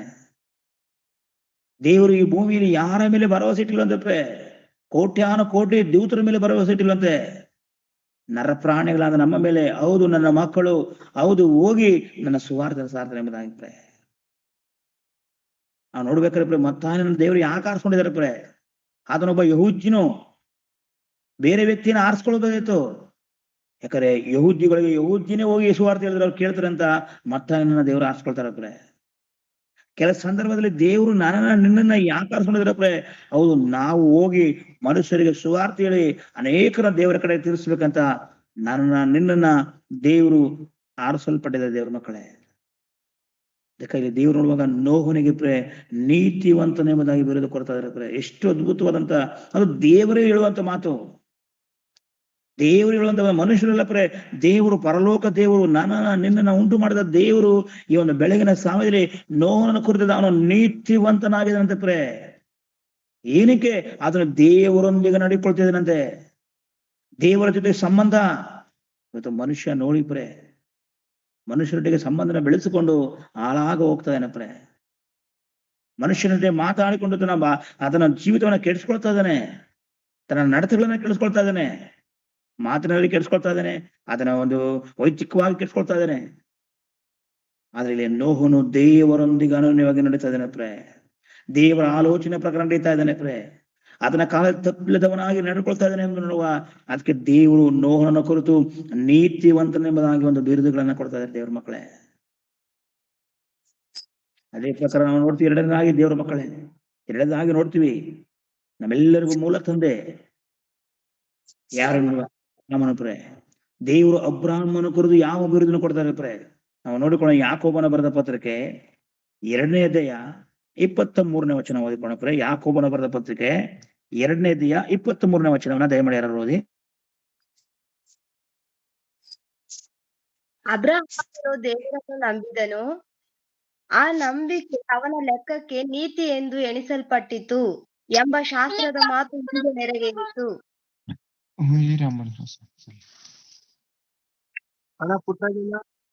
ಓದಿ. ಓಕೆ, ನಾನೇ ಓದ್ತೀನಿ. ಅಬ್ರಾಮನು ದೇವರನ್ನು ನಂಬಿದನು, ಆ ನಂಬಿಕೆ ಅವನ ಲೆಕ್ಕಕ್ಕೆ ನೀತಿಯೆಂದು ಎಣಿಸಲ್ಪಟ್ಟಿತ್ತು ಎಂಬ ಶಾಸ್ತ್ರದ ಮಾತು ಹೀಗೆ ನೆರವೇರಿತು. ಮತ್ತು ದೇವರ ಸ್ನೇಹಿತನೆಂಬ ಹೆಸರು ಅವನಿಗೆ ಉಂಟಾಯಿತು. ನೋಡಿ, ದೇವರ ಸ್ನೇಹಿತ ಎಷ್ಟು ಅದ್ಭುತ ಪ್ರೇ. ಈ ಭೂಮಿಲಿ ಎಂತೆಂತೋ ಸ್ನೇಹಿತರಿದ್ದಾರೆ ಪ್ರೇ. ಅವ್ರು ಯಾವಾಗ ಅಂದ್ರೆ ಪ್ರೇ, ನಾವೇನಾದ್ರೂ ಕೊಟ್ರೆ ಮಾತ್ರ ನಮ್ಮ ಹತ್ರ ಸ್ನೇಹಿತರ ಮಾಡ್ಕೊಳ್ತಾರ ಪ್ರೇ. ನಾವೇನಾದ್ರೂ ಅವ್ರಿಗೆ ಹೊಗಳಿದ್ರೆ ಮಾತ್ರ ನಮ್ಮನ್ನ ಸ್ನೇಹಿತರು ಮಾಡ್ಕೊಳ್ತಾರೆ. ಆದ್ರೆ ಇಲ್ಲಿ ದೇವರಿಗೆ ಸ್ನೇಹಿತನಾಗಿದಂತೆ ಅಂದ್ರೆ ಇಡೀ ಜಗತ್ತನ್ನ ಉಂಟು ಮಾಡಿದ, ಅಖಿಲಾಂಡವನ್ನು ಉಂಟು ಮಾಡಿದ ದೇವರಿಗೆ ಸ್ನೇಹಿತ ಯಾರಂತೆ? ಅಬ್ರಾಮನಂತೆ ಪ್ರೇ. ಅಂದ್ರೆ ಸುಮ್ನೆ ಸ್ನೇಹಿತರಾಗಕ್ ಸಾಧ್ಯನ ಪ್ರೇ? ಸುಮ್ನೆ ದೇವರು ನನ್ನ ಸ್ನೇಹಿತ ಅಂತ ಹೇಳಕ್ಕಾಗದ? ಯಾವ ವ್ಯಕ್ತಿ ಭೂಮಿಯಲ್ಲಿ ದೇವರನ್ನ ಮೆಚ್ಚಿಸ್ತಾನೋ, ಯಾವ ವ್ಯಕ್ತಿ ದೇವ್ರಿಗೋಸ್ಕರ ಪ್ರಯಾಸ ಪಡ್ತಾನೋ ಅಂತವ್ರಿಗೆ ಮಾತ್ರ ದೇವರು ನನ್ನ ಸ್ನೇಹಿತ ಅಂತ ಹೇಳ್ತಾರೆ ಪ್ರೇ. ಇಲ್ಲಿ ಅಬ್ರಾಮನ ದೇವ್ರ ಸ್ನೇಹಿತ ಅನ್ಬೇಕಾರೆ ಅವ್ನ್ ಏನ್ ಮಾಡಿದಾನೆ ಪ್ರೇ? ನಾವು ಆದಿಕಾಂಡ ಪುಸ್ತಕದಲ್ಲಿ ನೋಡ್ತೀವಿ, 12ನೇ ಅಧ್ಯಾಯದಲ್ಲಿ ಪ್ರೇ. ಆದಿಕಾಂಡ ಪುಸ್ತಕ ನೋಡಿ ಒಬ್ಬ ದೇವರು ಒಂದು ಬಿರುದನ್ನ ಕೊಡ್ಬೇಕಾರೆ ಅಷ್ಟು ಸುಲಭವಾಗಿ ಕೊಡೋದಿಲ್ಲ ದೇವ್ರ ಮಕ್ಕಳೇ. ಈ ಭೂಮಿಲಿ ಅಷ್ಟೇ ಒಬ್ಬ ಮನುಷ್ಯ ಸ್ಟಾರ್ ಆಗ್ಬೇಕಾರೆ ಅವನು ಸುಮ್ಮನೆ ಸ್ಟಾರ್ ಆಗಕ್ಕಾಗಲ್ಲ. ಆದ್ರೆ ಕೆಲಸದಲ್ಲಿ ನಿರತನಾಗಿರ್ಬೇಕು. ಅವನು ಕೊಟ್ಟಂತ ಕೆಲಸವನ್ನ ನಂಬಿಕಸ್ಥನಾಗಿ ಮಾಡ್ಬೇಕು, ಅದರ ಪ್ರಯಾಸ ಪಡಬೇಕು. ಅವಾಗಲೇ ಮಾತ್ರ ಈ ಸಮಾಜ ಆತನಿಗೆ ಹೆಸರನ್ನ ಕೊಡೋದು ಹೊರತು ಸುಮ್ಮನೆ ಕೊಡೋದಕ್ಕೆ ಸಾಧ್ಯ ಇಲ್ಲ. ಇಲ್ಲಿ ಅಬ್ರಾಮನಿಗೆ ದೇವರು ಸ್ನೇಹಿತ ಅಂತ ಹೇಳ್ಬೇಕಾರೆ, ದೇವರ ಸ್ನೇಹಿತ ಅಂತ ಹೇಳ್ಬೇಕಾರೆ ಅವನಿಗೆ ಎಂತ ಒಂದು ದೇವರನ್ನ ಆತನು ಮೆಚ್ಚಿಸಿದ್ದಾನೆ ಪ್ರೇ. ದೇವ್ರಿಗೋಸ್ಕರ ಎಷ್ಟು ಬದುಕಿದ್ದಾನೆ. ಇಲ್ಲಿ ನೋಡಿ 12ನೇ ಅಧ್ಯಾಯದಲ್ಲಿ ನೋಡುವಾಗ ಆದಿಕಾಂಡದಲ್ಲಿ ಯೆಹೋವನು ಅಬ್ರಾಮನಿಗೆ ನೀನು ಸ್ವದೇಶವನ್ನು ಮತ್ತು ಬಂಧು ಬಳಗವನ್ನು ತಂದೆಯ ಮನೆಯನ್ನು ಬಿಟ್ಟು ನಾನು ತೋರಿಸುವ ದೇಶಕ್ಕೆ ಹೊರಟು ಹೋಗು, ನಾನು ದೊಡ್ಡ ಜನಾಂಗವಾಗಿ ಮಾಡುವೆನು. ನೋಡಪ್ರೆ, ಇಲ್ಲಿ ಅಬ್ರಾಮನಿಗೆ ದೇವರು ಒಂದು ದರ್ಶನವನ್ನು ಕೊಡ್ತಾರೆ ಆಗಿನ ಕಾಲದಲ್ಲಿ. ಅಬ್ರಾಮನೇ, ನಿನ್ನ ಸ್ವದೇಶವನ್ನ, ನಿನ್ನ ಸ್ವಂತ ದೇಶವನ್ನ ನೀನು ಬಿಡು ಅಂತ ಹೇಳ್ತಾರೆ ದೇವ್ರ ಮಕ್ಕಳೇ. ಎಷ್ಟು ಕಷ್ಟ ಇರ್ತಾರೆ. ತುಂಬಾ ಹಣ ಎಲ್ಲ ಇದ್ಕೊಂಡು ಬೇರೆ ದೇಶಕ್ಕೆ ಹೋಗಿ ಜೀವನ ಮಾಡಂದ್ರೆ ಮಾಡೋಣ. ಅಬ್ರಾಮನ ದೇವ್ರು ಕರೀತಾ ಇದಾರೆ, ಬಾ, ನಿನ್ನ ಸ್ವದೇಶವನ್ನ ನೀನು ಬಿಡು. ಎರಡನೇದಾಗಿ ನಿನ್ನ ಬಂಧುಗಳನ್ನ ಬಿಡು. ಇವ್ಯಾವ್ದು ಅಡ್ಡಿ ಆಗ್ಬಾರ್ದು. ಎರಡನೇದಾಗಿ ಹೇಳ್ತಾನೆ, ಹೌದು, ನಿನ್ನ ತಂದೆಯ ಮನೆಯನ್ನ ಬಿಟ್ಟು ಬಾ, ನಾನು ತೋರಿಸುವ ದೇಶಕ್ಕೆ ಹೊರಟು ಹೋಗು, ನಾನು ದೊಡ್ಡ ಜನಾಂಗವಾಗಿ ಮಾಡ್ತೇನೆ ಎಂಬುದಾಗಿ. ಇವತ್ತು ನೋಡುವಾಗ ಪ್ರತಿಯೊಬ್ಬರಿಗೂ ಗೊತ್ತು ಅಬ್ರಾಮನು ಯಾರಂದ್ರೆ ಅಬ್ರಾಮನ ದೇವರೇ, ಇಸಾಕನ ದೇವರೇ, ಯಾಕೋಬನ ದೇವರೇ. ಪ್ರತಿಯೊಂದು ಕ್ರೈಸ್ತರಿಗೆ ಗೊತ್ತು ಅಬ್ರಾಮನು ಯಾರಂತ. ಪ್ರತಿಯೊಂದು ದೇಶದಲ್ಲಿ ಅಬ್ರಾಮನ ಬಗ್ಗೆ ಗೊತ್ತು. ಏನಕ್ಕಂದ್ರೆ ಅವನು ದೇವರಿಗೋಸ್ಕರ ದೊಡ್ಡ ಸಾಧನೆಗಳನ್ನ ಈ ಲೋಕದಲ್ಲಿ ಮಾಡಿದಾನೆ. ದೇವರು ಒಂದಿನ ಹೇಳ್ತಾರೆ, ಆ ಅಪರೂಪಕ್ಕೆ ದೇವರಾತನ ಒಂದು ಮಗುವನ್ನ ಕೊಡ್ತಾನೆ ಇಸಾಕನನ್ನ. 100 ವರ್ಷದ ನಂತರ ದೇವರಾತನ ಪರೀಕ್ಷೆ ಮಾಡ್ತಿದ್ರೆ, ಅಬ್ರಾಮನೇ, ನಿನ್ನ ಮಗನ ಮೋರೆ ಬೆಟ್ಟ ಕರ್ಕೊಂಡೋಗ್ಬಾ, ಅಲ್ಲಿ ಆತನ ನನಗೆಗೋಸ್ಕರ ಸರ್ವಾಂಗ ಹೋಮಗಳನ್ನು ಮಾಡು, ಅದನ್ನ ಬಲಿ ಕೊಡು. ಹೌದಾ ದೇವ್ರೆ? ನೋಡಿ, ಅವನು ಯಾವುದೇ ರೀತಿ ಪ್ರಶ್ನೆಗಳನ್ನು ಮಾಡ್ತಲ್ಲ, ತನ್ನ ಮಗನನ್ನ ದೇವರಿಗೆ ಸಮರ್ಪಿಸಲಿಕ್ಕೆ ಸಿದ್ಧವಾಗಿದ್ದಾನೆ. ಅಲ್ಲಿ ದೇವರು ಆತನ ಎಲ್ಲ ಭಕ್ತಿನ ನೋಡಿಪ್ರೆ ಅವನ ನೀತಿವಂತನೆಂಬುದಾಗಿ ಬರೆದನ್ನ ಕೊಡ್ತಾ ಇದ್ದಾರೆ. ಆತನಿಗೆ ದೇವರ ಸ್ನೇಹಿತ ಎಂಬುದಾಗಿ ಬರೆದು ಕೊಡ್ತಾ ಇದ್ದಾನೆ. ದೇವರ ಮಕ್ಕಳೇ, ದೇವರು ಒಬ್ಬ ಮನುಷ್ಯನಿಗೆ ಬಿರುದನ್ನ ಕೊಡಬೇಕಂದ್ರೆ ಹೌದು, ಆತನ ಪ್ರಯತ್ನ ಪಡಬೇಕು, ದೇವರ ಮಾತುಗಳನ್ನ ಕೇಳಬೇಕು, ದೇವರಿಗಾಗಿ ಪ್ರಯಾಸ ಪಡಬೇಕು, ದೇವರಿಗೋಸ್ಕರ ಏನಾದ್ರೂ ಸಾಧನೆಗಳನ್ನು ಮಾಡಬೇಕು. ಅವಾಗ ಪರಲೋಕ ದೇವರು ಈ ಭೂಲೋಕದಲ್ಲಿ ಮಾತ್ರವಲ್ಲ, ಆತನ ರಾಜ್ಯದಲ್ಲೂ ಸಹ ದೇವರು ಬಲಾನಂಬಿಗಸ್ತನಾಳು ಎಂಬುದಾಗಿ ಎಲ್ಲರ ಮುಂದೆ ದೇವರು ಆತನ್ನು ನಮ್ಮನ್ನ ಪರಿಚಯ ಮಾಡ್ಲಿಕ್ಕೆ ಸಾಧ್ಯವಾಗ್ತದೆ. ದೇವ್ರ ಮಕ್ಕಳೇ, ಆ ಬ್ರಾಹ್ಮಣನ ಕುರಿತು ದೇವರು ಸ್ನೇಹಿತ. ಇವತ್ತು ತಂದೆ ತಾಯಿಗಳಿಗೆ ಹೇಳಿದಂಥದ್ನ ಇವತ್ತು ಈ ಮನೆಯಲ್ಲಿ ಯಾರು ಹೇಳಿದಂತ ತನ್ನ ಸ್ನೇಹಿತನಿಗೆ ನಮ್ಮ ಹೇಳ್ತಾರಪ್ಪ, ಎಲ್ಲಾ ಗುಟ್ಟುಗಳನ್ನ ಹೇಳ್ತಾರಪ್ಪ. ನನ್ನ ಮನೇಲಿ ಈ ತರ ತೊಂದರೆ ಇದೆ. ಯಾಕೆ ನೋಡುವಾಗ ಸ್ನೇಹಿತ ಅಂದ್ರೆ ಅಷ್ಟು ಒಂದು ಪ್ರೀತಿ ಇರ್ತದೆ. ಅದಕ್ಕಾಗಿ ತಮ್ಮ ಕಷ್ಟಗಳನ್ನ ತನ್ನ ಸ್ನೇಹಿತರ ಹತ್ರ ಗೆಳತಿ ಹತ್ರ ಹೇಳ್ಕೊಳ್ತಾರೆ. ಇಲ್ಲಿ ದೇವರೇ ಅಬ್ರಾಹ್ಮಣನ ಸ್ನೇಹಿತನ ಮಾಡ್ಕೊಂಡಿದ್ದಾನೆ ಅಂದ್ರೆ ಎಂತ ಒಂದು ಸಂಭವ ಒಂದಿನ ನೋಡಿ ಆದಿಕಾಂಡ ಪುಸ್ತಕ 18ನೇ ಒಂದು ಮಾತು ನೋಡ್ರಿ. ದೇವರು ಏನಂತೆ ಒಂದು ಸೋದೋಮೂರ ಪಟ್ಟಣ ನಾಶ ಮಾಡ್ತಾ ಇದಾರೆ ಪ್ರೆ. ಯಾಕಂದ್ರೆ ಆ ಗ್ರಾಮದವರೆಲ್ಲ ಕೆಟ್ಟು ಹೋಗಿದಾರೆ ಪ್ರೆ. ವ್ಯಭಿಚಾರದ ಮೂಲಕ ಎಲ್ಲ ಕಾಮಾಂಧಕರಾಗಿದ್ದಾರೆ ಪ್ರೆ.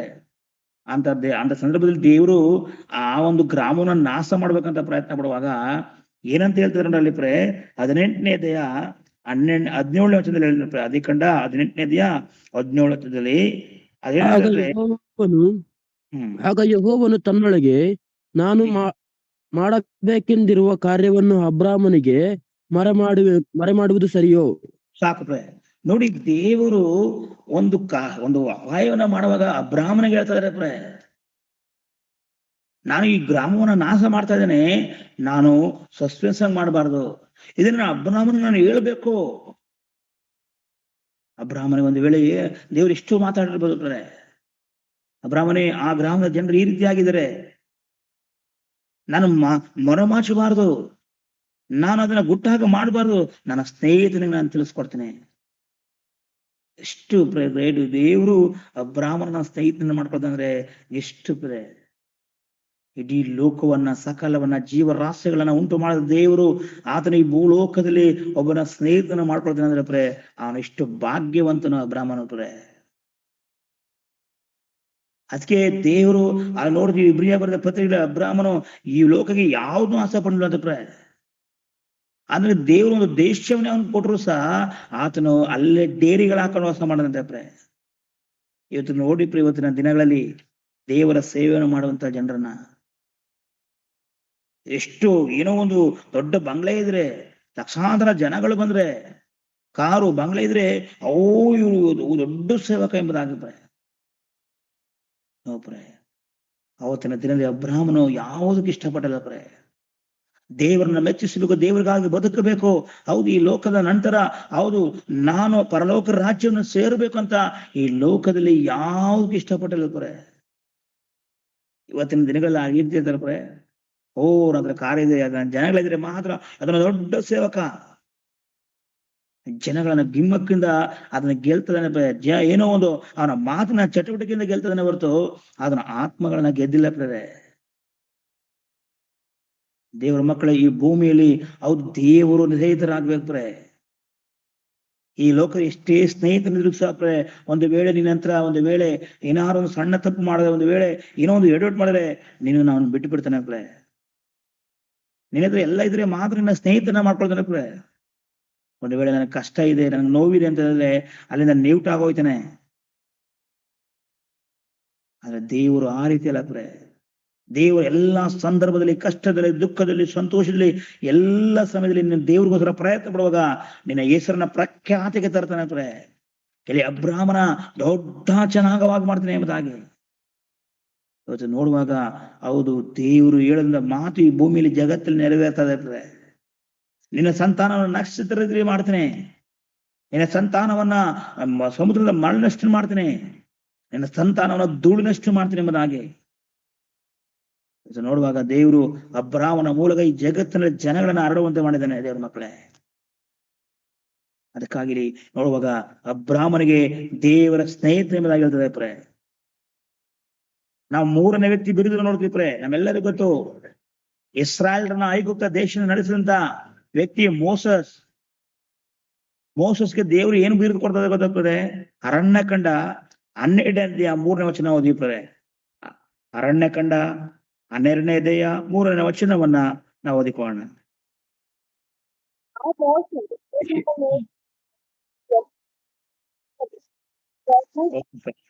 ಸಾಕು. ನೋಡಿ, ಆ ಮೋಸೆ ಭೂಮಿ ಮೇಲಿರುವ ಎಲ್ಲಾ ಮನುಷ್ಯರಿಗಿಂತಲೂ ಬಹು ಸಾತ್ವಿಕನು.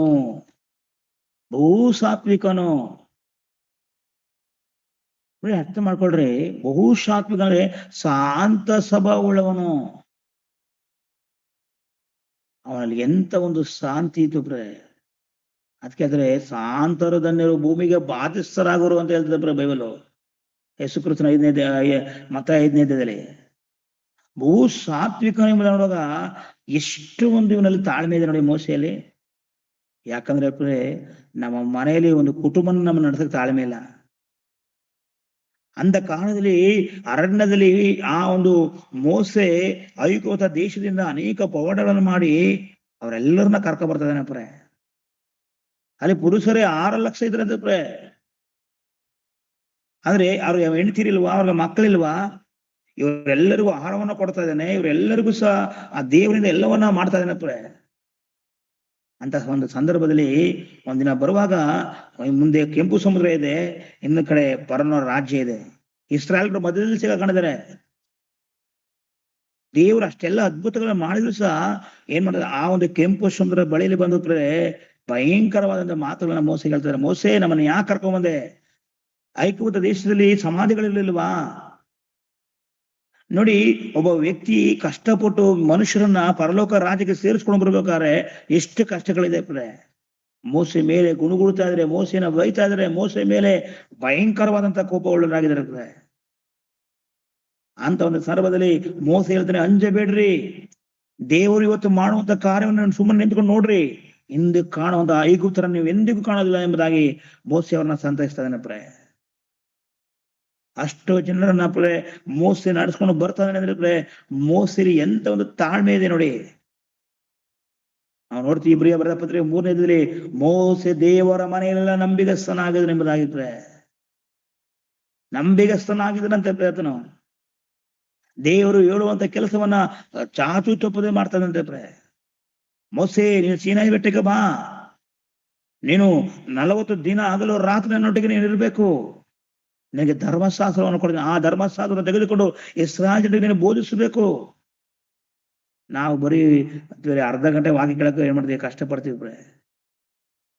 ಮೋಸೆ 40 ದಿನ 2 ಸಾರಿ ಹಗಲು ರಾತ್ರಿ ಆತನ ದೇವರೊಟ್ಟಿಗೆ ಇರ್ಬೇಕಾದ್ರೆ ಅವನು ಎಷ್ಟು ತಾಳ್ಮೆ ಇರಬೇಕು ಅವನ್ಗೆ. ಕೊನೆಗೆ ರಾಜನಾಜ್ಞೆಯಿಂದ ಕರೆದ್ರು ಸಹ ಅದನ್ನಿಲ್ಲ, ದೇವ ಜನರೊಟ್ಟಿಗೆ ನಾನು ಕಷ್ಟವನ್ನು ಅನುಭವಿಸ್ತೀನಿ, ಬರುವಂತ ಪ್ರತಿಫಲದ ಮೇಲೆ ಎದುರು ನೋಡ್ತಾ ಇದ್ದೀನಿ ಅಂತ ಹೇಳ್ತಾನೆ. ದೈವ ಮಗುವೆ, ಒಂದು ಬೆಳಗಿನ ಸಮಯದಲ್ಲಿ ದೇವರನ್ನ ಏನಕ್ಕೋಸ್ಕರ ನಂಬಿದಿ? ಏನೋ ಒಂದು ಜೀವನ ಸಿಗ್ತದೆ, ಏನೋ ಒಂದು ಆಶೀರ್ವಾದ ಸಿಗ್ತದೆ, ಏನೋ ಒಂದು ಸಿಗ್ತದೆ ಎಂಬುದಾಗಿ ನೀನು ದೇವ್ರು ನಂಬಿದೀಯಾ? ನೋಡ್ರೆ, ನೀನು ನನ್ನ ಕನಸು, ನಾನು ಕಣ್ಣು ಮುಚ್ಚಿದ ತಕ್ಷಣ ನಾನು ದೇವರೊಟ್ಟಿಗಿರ್ಬೇಕು, ನನ್ನ ಜೀವನ ನೀತಿವಂತರ ಬಳಿಯಲ್ಲಿರ್ಬೇಕು, ನೀತಿವಂತರ ಬಳಿ ಪರದೇಶಿಗೆ ನಾನು ಹೋಗ್ಬೇಕು, ನನ್ನ ಜೀವನ ನಿನ್ನಲ್ಲಿ ಇರಬೇಕು ಹೊರತು ಈ ಲೋಕದಲ್ಲಿ ಏನೋ ನಾನು ಮಾಡ್ತೀನಿ ಎಂಬುದಾಗಿ ನೀನು ಇಷ್ಟಪಡಬೇಡ. ಇಲ್ಲಿ ಮೋಸೆ ಎಷ್ಟು ಒಂದು ತಾಳ್ಮೆ, ಅದಕ್ಕಾಗಿ ದೇವರ ಅದಕ್ಕೆ ಬಹು ಸಾತ್ವಿಕನೆಂಬುದಾಗಿ ಹೆಸರನ್ನ ಕೊಡ್ತಾ ಇದ್ದಾರೆ. ಮೋಸೆಯ ಚರಿತ್ರೆಯನ್ನು ನೋಡ್ಬೇಕಾರೆ ಹೇಳ್ಬೇಕಾರೆ ಅದು ಸಮಯ ಸಾಲದು. ಅಂತ ಒಂದು ದೇವರಿಗೋಸ್ಕರ ಆತನು ಪ್ರಯಾಸ ಪಟ್ಟು ಬಹು ತಾಳ್ಮೆಯಿಂದ ಈ ಭೂಮಿಯಲ್ಲಿ ಬದುಕಿ ಆತನು ತನ್ನ ಯಾತ್ರೆಯನ್ನು ಮುಗಿಸಿ ಹೋಗಿದ್ದಾನೆ. ನನ್ನ ಪ್ರಿಯ ದೇವಚಂದ್ರೆ, ದೇವರು ಎಂತ ಒಂದು ಬಿರುದನ್ನ ಕೊಡ್ದ ನೋಡಿ. ಈ ಲೋಕದಲ್ಲಿ ಬಿರುದು ಒಂದಿನ ನಶಿಸಿ ಹೋಗ್ತದೆ, ಆದ್ರೆ ದೇವರು ತನ್ನ ಪುಸ್ತಕದಲ್ಲಿ ಬರೆಯಲ್ಪಟ್ಟಿದ್ದಾನೆ ತನ್ನ ಭಕ್ತರ ಒಂದು ಬಿರುದುಗಳನ್ನ ನೋಡ್ತಾರೆ. ನಾವು 4ನೇದಾಗಿ ನೋಡ್ತೀವಿ. 4ನೇದಾಗಿ ದಾನಿಯೇಲನಿಗೆ ದೇವರು ಏನು ಬಿರುದು ಕೊಡ್ತಾ ಗೊತ್ತಾಗ್ತದೆ. ದಾನಿಯೇಲನ ಪುಸ್ತಕ 10ನೇ ಅಧ್ಯಾಯ 11ನೇ ವಚನವನ್ನ ನೋಡ್ರಪ್ರೆ. ದಾನಿಯೇಲನ ಪುಸ್ತಕ 10ನೇ ಅಧ್ಯಾಯ 11ನೇ ವಚನವನ್ನ ನಾವು ದಯಮಾಡಿ ಓದಿಕೊಳ್ಳೋಣ.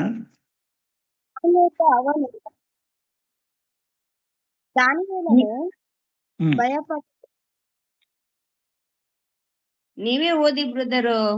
1 ನಿಮಿಷ ಅಷ್ಟೇ. ಓಕೆ, ದಾನಿಯೇಲನ ಪುಸ್ತಕ ಅಲ್ಲಿ 10ನೇ ಅಧ್ಯಾಯ 11ನೇ ವಚನವನ್ನ ನೋಡುವಾಗ ಇಲ್ಲಿ ಎಷ್ಟು ಅದ್ಭುತವಾದ ರೀತಿಯಲ್ಲಿ ದಾನಿಯೇಲನ ಕುರಿತು ಹೇಳ್ತಾರೆ ಅಂದ್ರೆ, ದಾನಿಯೇಲನೇ ಅತಿ ಪ್ರಿಯನೇ, ನಾನು ನುಡಿಯುವ ಮಾತುಗಳನ್ನು ಗ್ರಹಿಸಿ ನಿಂತುಕೋ. ಅಂದ್ರೆ ಅತಿ ಪ್ರಿಯನೇ, ಎಷ್ಟು ಒಂದು ನನ್ನ ಪ್ರೀತಿಯ ಮಗನೇ ಅಂದಾಗ ಎಷ್ಟು ಅದ್ಭುತ ಇರ್ತದೆ. ಅತಿ ಪ್ರಿಯನೇ ಅಂದ್ರೆ ಪ್ರೀತಿ ಬೇರೆ, ಅತಿ ಪ್ರೀತಿ ಬೇರೆ. ಅತಿಯಾಗಿ ಪ್ರೀತಿಸುವಾಗ ಆ ವ್ಯಕ್ತಿಗೋಸ್ಕರ ಏನ್ ಮಾಡಕ್ಕೂ ನಾವು ಸಿದ್ಧ. ಪ್ರೀತಿ ಮಾಡ್ತೀವಿ ಬಿಡಪ್ಪ ಅಂತೀವಿ, ಆದ್ರೆ ಅತಿಯಾಗಿ ಪ್ರೀತಿ ಮಾಡ್ತೀವಲ್ಲ, ಪ್ರಾಣ ತ್ಯಾಗವನ್ನು ಸಹ ಅವ್ರಿಗೋಸ್ಕರ ನಾವು ಮಾಡ್ತೀವಿ. ಇಲ್ಲಿ ದೇವರು ತನ್ನ ಭಕ್ತನಾದ ದಾನಿಯೇಲನಿಗೆ ಆತನೇ ಅತಿ ಪ್ರಿಯನೇ. ಅದಕ್ಕೆ ದೇವರು ಪರಲೋಕದ ರಹಸ್ಯಗಳನ್ನ, ಈ ಜಗತ್ತಿನ ರಹಸ್ಯಗಳನ್ನ ದಾನಿಯೇಲನಿಗೆ ತಿಳಿಸ್ತಾರೆ.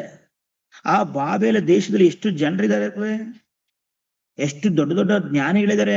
ಅವರೆಲ್ಲರನ್ನ ಬಿಟ್ಬಿಟ್ಟು ದೇವರು ದಾನಿಯೇಲನನ್ನ ಆರಿಸ್ಕೊಂಡಿದ್ದ ಅತಿ ಪ್ರಿಯನೇ. ನೇಬೂಕದ್ನೆಚ್ಚರನಿಗೆ ಕನಸು ಬಿದ್ದ, ಆ ಕನಸನ್ನ ಯಾರ ಕೈಲಿ ಹೇಳಕ್ಕಾಗ್ತಲ್ಲ ಅವನು ಚಪ್ರಾಡಿಸಿದ್ರೆ ಏನ್ ಮಾಡಿದ್ವಿ ಕನಸಿನ ಅರ್ಥ ಅಂತ ಹೇಳಿದಾಗ ದೇವರು ಅಲ್ಲಿ ಒಂದು ಆಜ್ಞೆನ ತರ್ತದಾನೆ. ಈ ಒಂದು ಯಾರಾದ್ರೂ ಈ ಕನಸಿನ ಅರ್ಥವನ್ನ ಹೇಳಿಲ್ಲ ಅಂದ್ರೆ ಎಲ್ಲರನ್ನು ನಾಶ ಮಾಡ್ಬೇಕು ಎಂಬುದಾಗಿ. ಎಲ್ಲರೂ ಆ ದೇಶದ ಪ್ರಜೆಗಳೆಲ್ಲ ಭಯಪಡುವಾಗ ಅದು ವಿಷಯ ದಾನಿಯೇಲನಿಗೆ ಗೊತ್ತಾಗ್ತದೆ. ದಾನಿಯೇಲನ ರಾಜನ ಹೋಗಿ ರಾಜನೇ ನನಗೆ ಅವಕಾಶ ಮಾಡಿಕೊಡು, ನಾನು ಏನ್ ಮಾಡ್ತೀನಿ ಆ ಒಂದು ಕನಸಿನ ಅರ್ಥವನ್ನ ಹೇಳ್ತೇನೆ. ಕೊನೆಗೆ ಆ ಒಂದು ಕನಸಿನ ಅರ್ಥವನ್ನ ಆ ದೇವರು ತನ್ನ ದಾಸನಾದಂತ ದಾನಿಯೇಲನಿಗೆ ತಿಳಿಸ್ಕೊಳ್ತಾರೆ. ಅದಕ್ಕೆ ಇಲ್ಲಿ ಹೇಳ್ತಾರೆ, ದೇವರು ದಾನಿಯೇಲನಿಗೆ ಅತಿ ಪ್ರಿಯನೇ, ಅತಿ ಪ್ರಿಯನೇ. ಎಷ್ಟು ಅದ್ಭುತ ಪ್ರೇ, ದೇವರಿಗೆ ಅತಿ ಪ್ರಿಯನಾದಂತ ದಾನಿಯೇಲನು ಪ್ರೇ. ಅದಕ್ಕೆ ದಾನಿಯೇಲನ ದೇವರು ಬಾಂಬೆ ಸಾಮ್ರಾಜ್ಯದಲ್ಲಿ ಆತನ ಸಕಲ ವಿದ್ವಾಂಸರಿಗಿಂತಲೂ ಉತ್ತಮವಾದ ರೀತಿಯಲ್ಲಿ ದೇವರು ಆತನ ಉತ್ತಮ ನಡೆಸ್ತಾರೆ. ಎಷ್ಟು ವೈರಿಗಳು ಬಂದರೂ ಸಹ, ಎಷ್ಟೇ ಜನ ಅವನ ಮೇಲೆ ತಪ್ಪನ್ನು ಹೊರಿಸಲು ಸಹ, ಸಿಂಹದ ಗವಿಗೆ ಹಾಕಲು ಸಹ ದೇವರು ಅವನ ಜೊತೆ ಇರೋದ್ರಿಂದ ಪ್ರೇ ಆ ಸಿಂಹವು ಸಹ ಆತನ ಮುಟ್ಟಲಿಲ್ಲ ಪ್ರೇ. ಹಾಗಾದ್ರೆ ಅಷ್ಟು ದೇವರು ಅವನ್ನ ಪ್ರೀತಿಸ್ತಾರೆ ದೇವ್ರ ಮಕ್ಕಳೇ. ಆತನು ಅಷ್ಟು ಜನಗಳ ಮಧ್ಯೆ ದೇವರಿಗಾಗಿ ನಿಂತಿದ್ದಾನೆ, ದೇವರಿಗೋಸ್ಕರ ಪರಿಶುದ್ಧವಾಗಿ ನಿಂತಿದ್ದಾನೆ. ಎಲ್ಲರೂ ಆ ಪ್ರತಿಮೆಗೆ ಆಟ ಬೀಳಬೇಕು ಎಂಬುದಾಗುವಾಗ ಆ ರಾಜನನ್ನು ಪೂಜೆ ಮಾಡುವಾಗ ಆತನಿಗೆ ಕೇಳಿಲ್ಲ. ಆತನು ಹೋಗಿ ಅಂದ್ರೆ ಅಲ್ಲಿ ಹೋಗಿ ಪ್ರಾರ್ಥನೆ ಮಾಡ್ತಿದ್ದಾನೆ, ಪರಲೋಕ ದೇವ್ರ ಹತ್ರ ಪ್ರಾರ್ಥನೆ ಮಾಡ್ತಿದ್ದಾನೆ. ಅವನು ಭಯಪಡ್ಲಿಲ್ಲ. ಆದ್ರೂ ಸಹ ಅವನ ಮೇಲೆ ತಪ್ಪನ್ನು ಹಾಕಿ ಅವನ ಸಿಂಹದ ಗವಿಗೆ ಹಾಕೋದು. ಅಲ್ಲೂ ಸಹ ದೇವರು ಏನು ಮಾಡಲ್ಲ ಪ್ರೇ. ಯಾಕಂದ್ರೆ ಆತನು ಹೇಳುವಂತ ಮಾತು 6ನೇದಲ್ಲಿ ನೋಡಿ ಸಿಂಹದ ಗವಿಗೆ ಹಾಕುವಾಗ ಎಂತ ಮಾತನ್ನ ಅಲ್ಲಿ ಹೇಳ್ತಿದ್ದಾನೆ. ಆ ಒಂದು ಸಿಂಹದ ಗವಿಗೆ ಹಾಕಿದರೆ, ಆ ಸಿಂಹದ ಗವಿಗೆ ಹಾಕುವಾಗ ಅಲ್ಲಿ ಹೇಳ್ತಾನೆ 6ನೇ ಅಧ್ಯಾಯ ನೋಡಿ 21ನೇ ವಚನ ನೋಡಿದ್ರೆ ಪ್ರೇ. 21ನೇ ವಚನ, ದಾನಿಯೇಲನು ರಾಜನಿಗೆ, ಅರಸನೇ ಚಿರಂಜೀವಿ ಆಗಿರು, ನನ್ನ ದೇವರು ತನ್ನ ದೂತರನ್ನು ಕಳಿಸಿ ಸಿಂಹಗಳ ಬಾಯಿಗಳನ್ನು ಬಂಧಿಸಿದನು, ಅವಳು ನನಗೆ ಯಾವ ಹಾನಿಯೂ ಆಗಲಿಲ್ಲ, ಏಕೆಂದರೆ ಆತನ ದೃಷ್ಟಿಗೆ ನಾನು ನಿರ್ಮಲನಾಗಿ ಕಂಡು ಬಂದನು. ನಿರ್ಮಲ ಅಂದ್ರೆ ಪರಿಶುದ್ಧತೆ ಪ್ರೇ. ಯಾವ ವ್ಯಕ್ತಿ ಭೂಮಿಲಿ ಪರಿಶುದ್ಧವಾಗಿ ಜೀವಿಸ್ತಾನೆ ಆದ್ರೆ ಅತಿ ಪ್ರಿಯನು ಪ್ರೇ. ಅವನು ಹೇಳ್ತಾರೆ, ರಾಜನೇ ದೇವರ ದೃಷ್ಟಿಗೆ ನಾನು ನಿರ್ಮೂಲನಾಗಿದ್ದೀನಿ. ಯಾರ ದೃಷ್ಟಿಗೆ? ಮನುಷ್ಯರ ದೃಷ್ಟಿಗಲ್ಲ ಪ್ರೇ.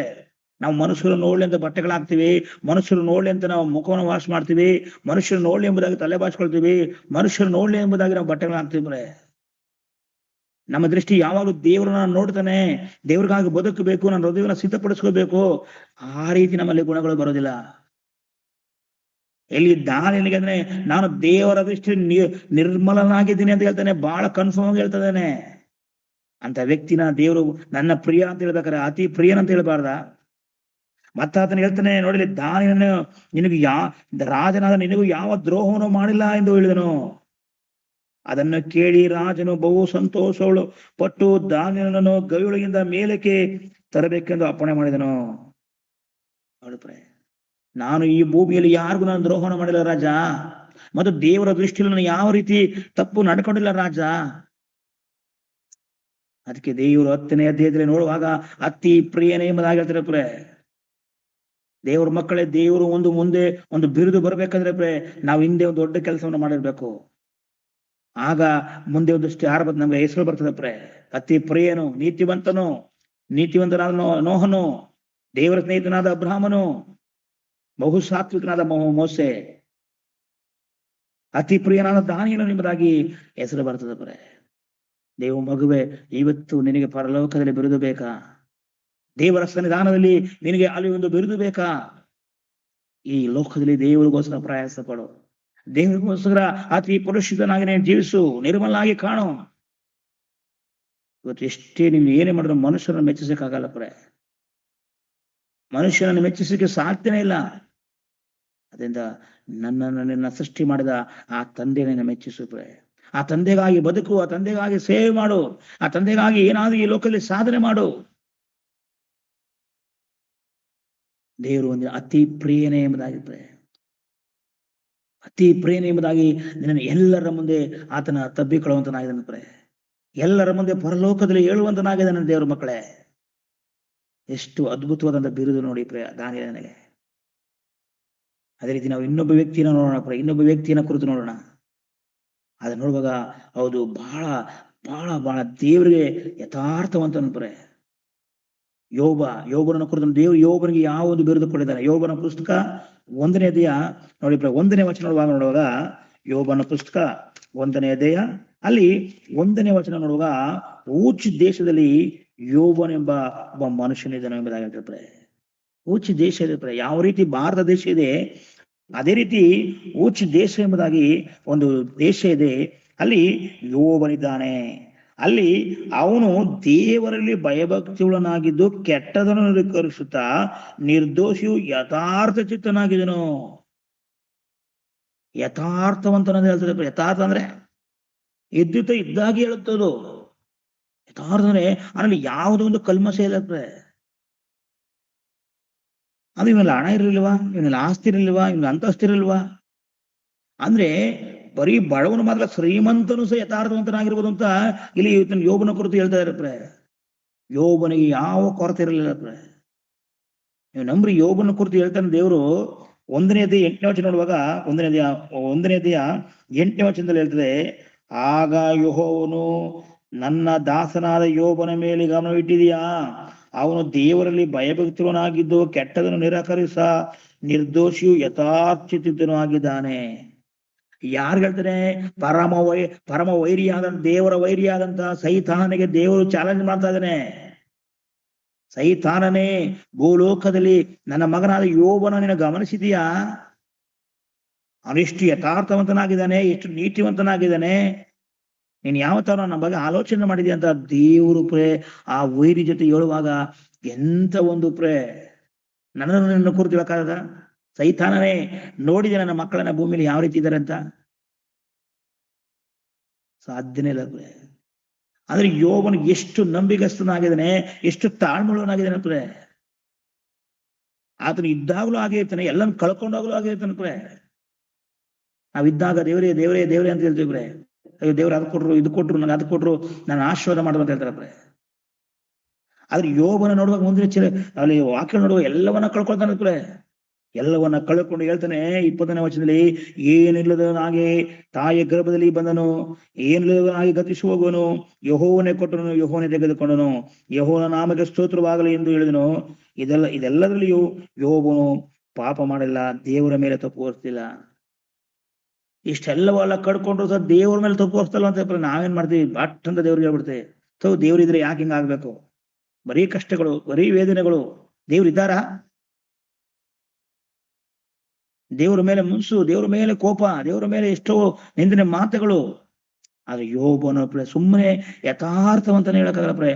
ಯೋಬನ ಪಾಪ ಮಾಡಿದ ಕೊನೆಗೆ ತನ್ನ ಶರೀರವೆಲ್ಲ ಬತ್ತಿ ಹೋಗಿದೆ. ಸೈತಾನು ಆ ಒಂದು ಸ್ತ್ರೀಯೊಳಗೆ ಬಂದಿದ್ದಾನೆ, ತನ್ನ ಹೆಂಡತಿ ಒಳಗೆ ಬಂದು ಹೇಳ್ತಾನೆ. ಅಲ್ಲಿ 2ನೇ ಅಧ್ಯಾಯ 10ನೇ ವಚನದಲ್ಲಿ ಹೇಳ್ತದೆ ಅಲ್ಲಿ 9ನೇ ವಚನದಲ್ಲಿ, ಈಗಲೇ ಅವನ ಹೆಂಡತಿ ಅವನಿಗೆ, ನಿನ್ನ ಯಥಾರ್ಥವನ್ನು ಇನ್ನೂ ಬಿಡಲಿಲ್ಲವೋ? ದೇವರನ್ನು ದೋಷಿ ಸಾಯಿ ಎಂದು ಹೇಳಿದಳು. ನೋಡಿ ಏನಂದ್ರೆ, ಅವಳು ನೀನ್ ಸತ್ತೋಗು ಸುಮ್ಮನೆ ಅಂತ ಹೇಳ್ತಾ ಇಲ್ಲ, ದೇವ್ರನ್ನ ದೋಷಿಸ್ಬಿಡು. ಇನ್ನು ಬರೀ ಯಥಾರ್ಥ ಇನ್ನು ದೇವರೇ ಅಂತ ಇನ್ನೂ ಹೇಳ್ತಾ ಇದೆಯಲ್ಲ, ದೇವ್ರನ್ನ ಸ್ತುತಿ ಮಾಡ್ತಾ ಇದೆಯಲ್ಲ ನೀನು. ನಿನಗೆ ನಾಚಿಕೆ ಆಗೋಲ್ಲ, ದೇವ್ರನ್ನ ದೋಷಿಸಿ ಸತ್ತೋಗ್ಬಿಡು, ನೆಗೆದು ಬಿಟ್ಟು ಹೋಗು ಅಂತ ಹೇಳ್ತಾ.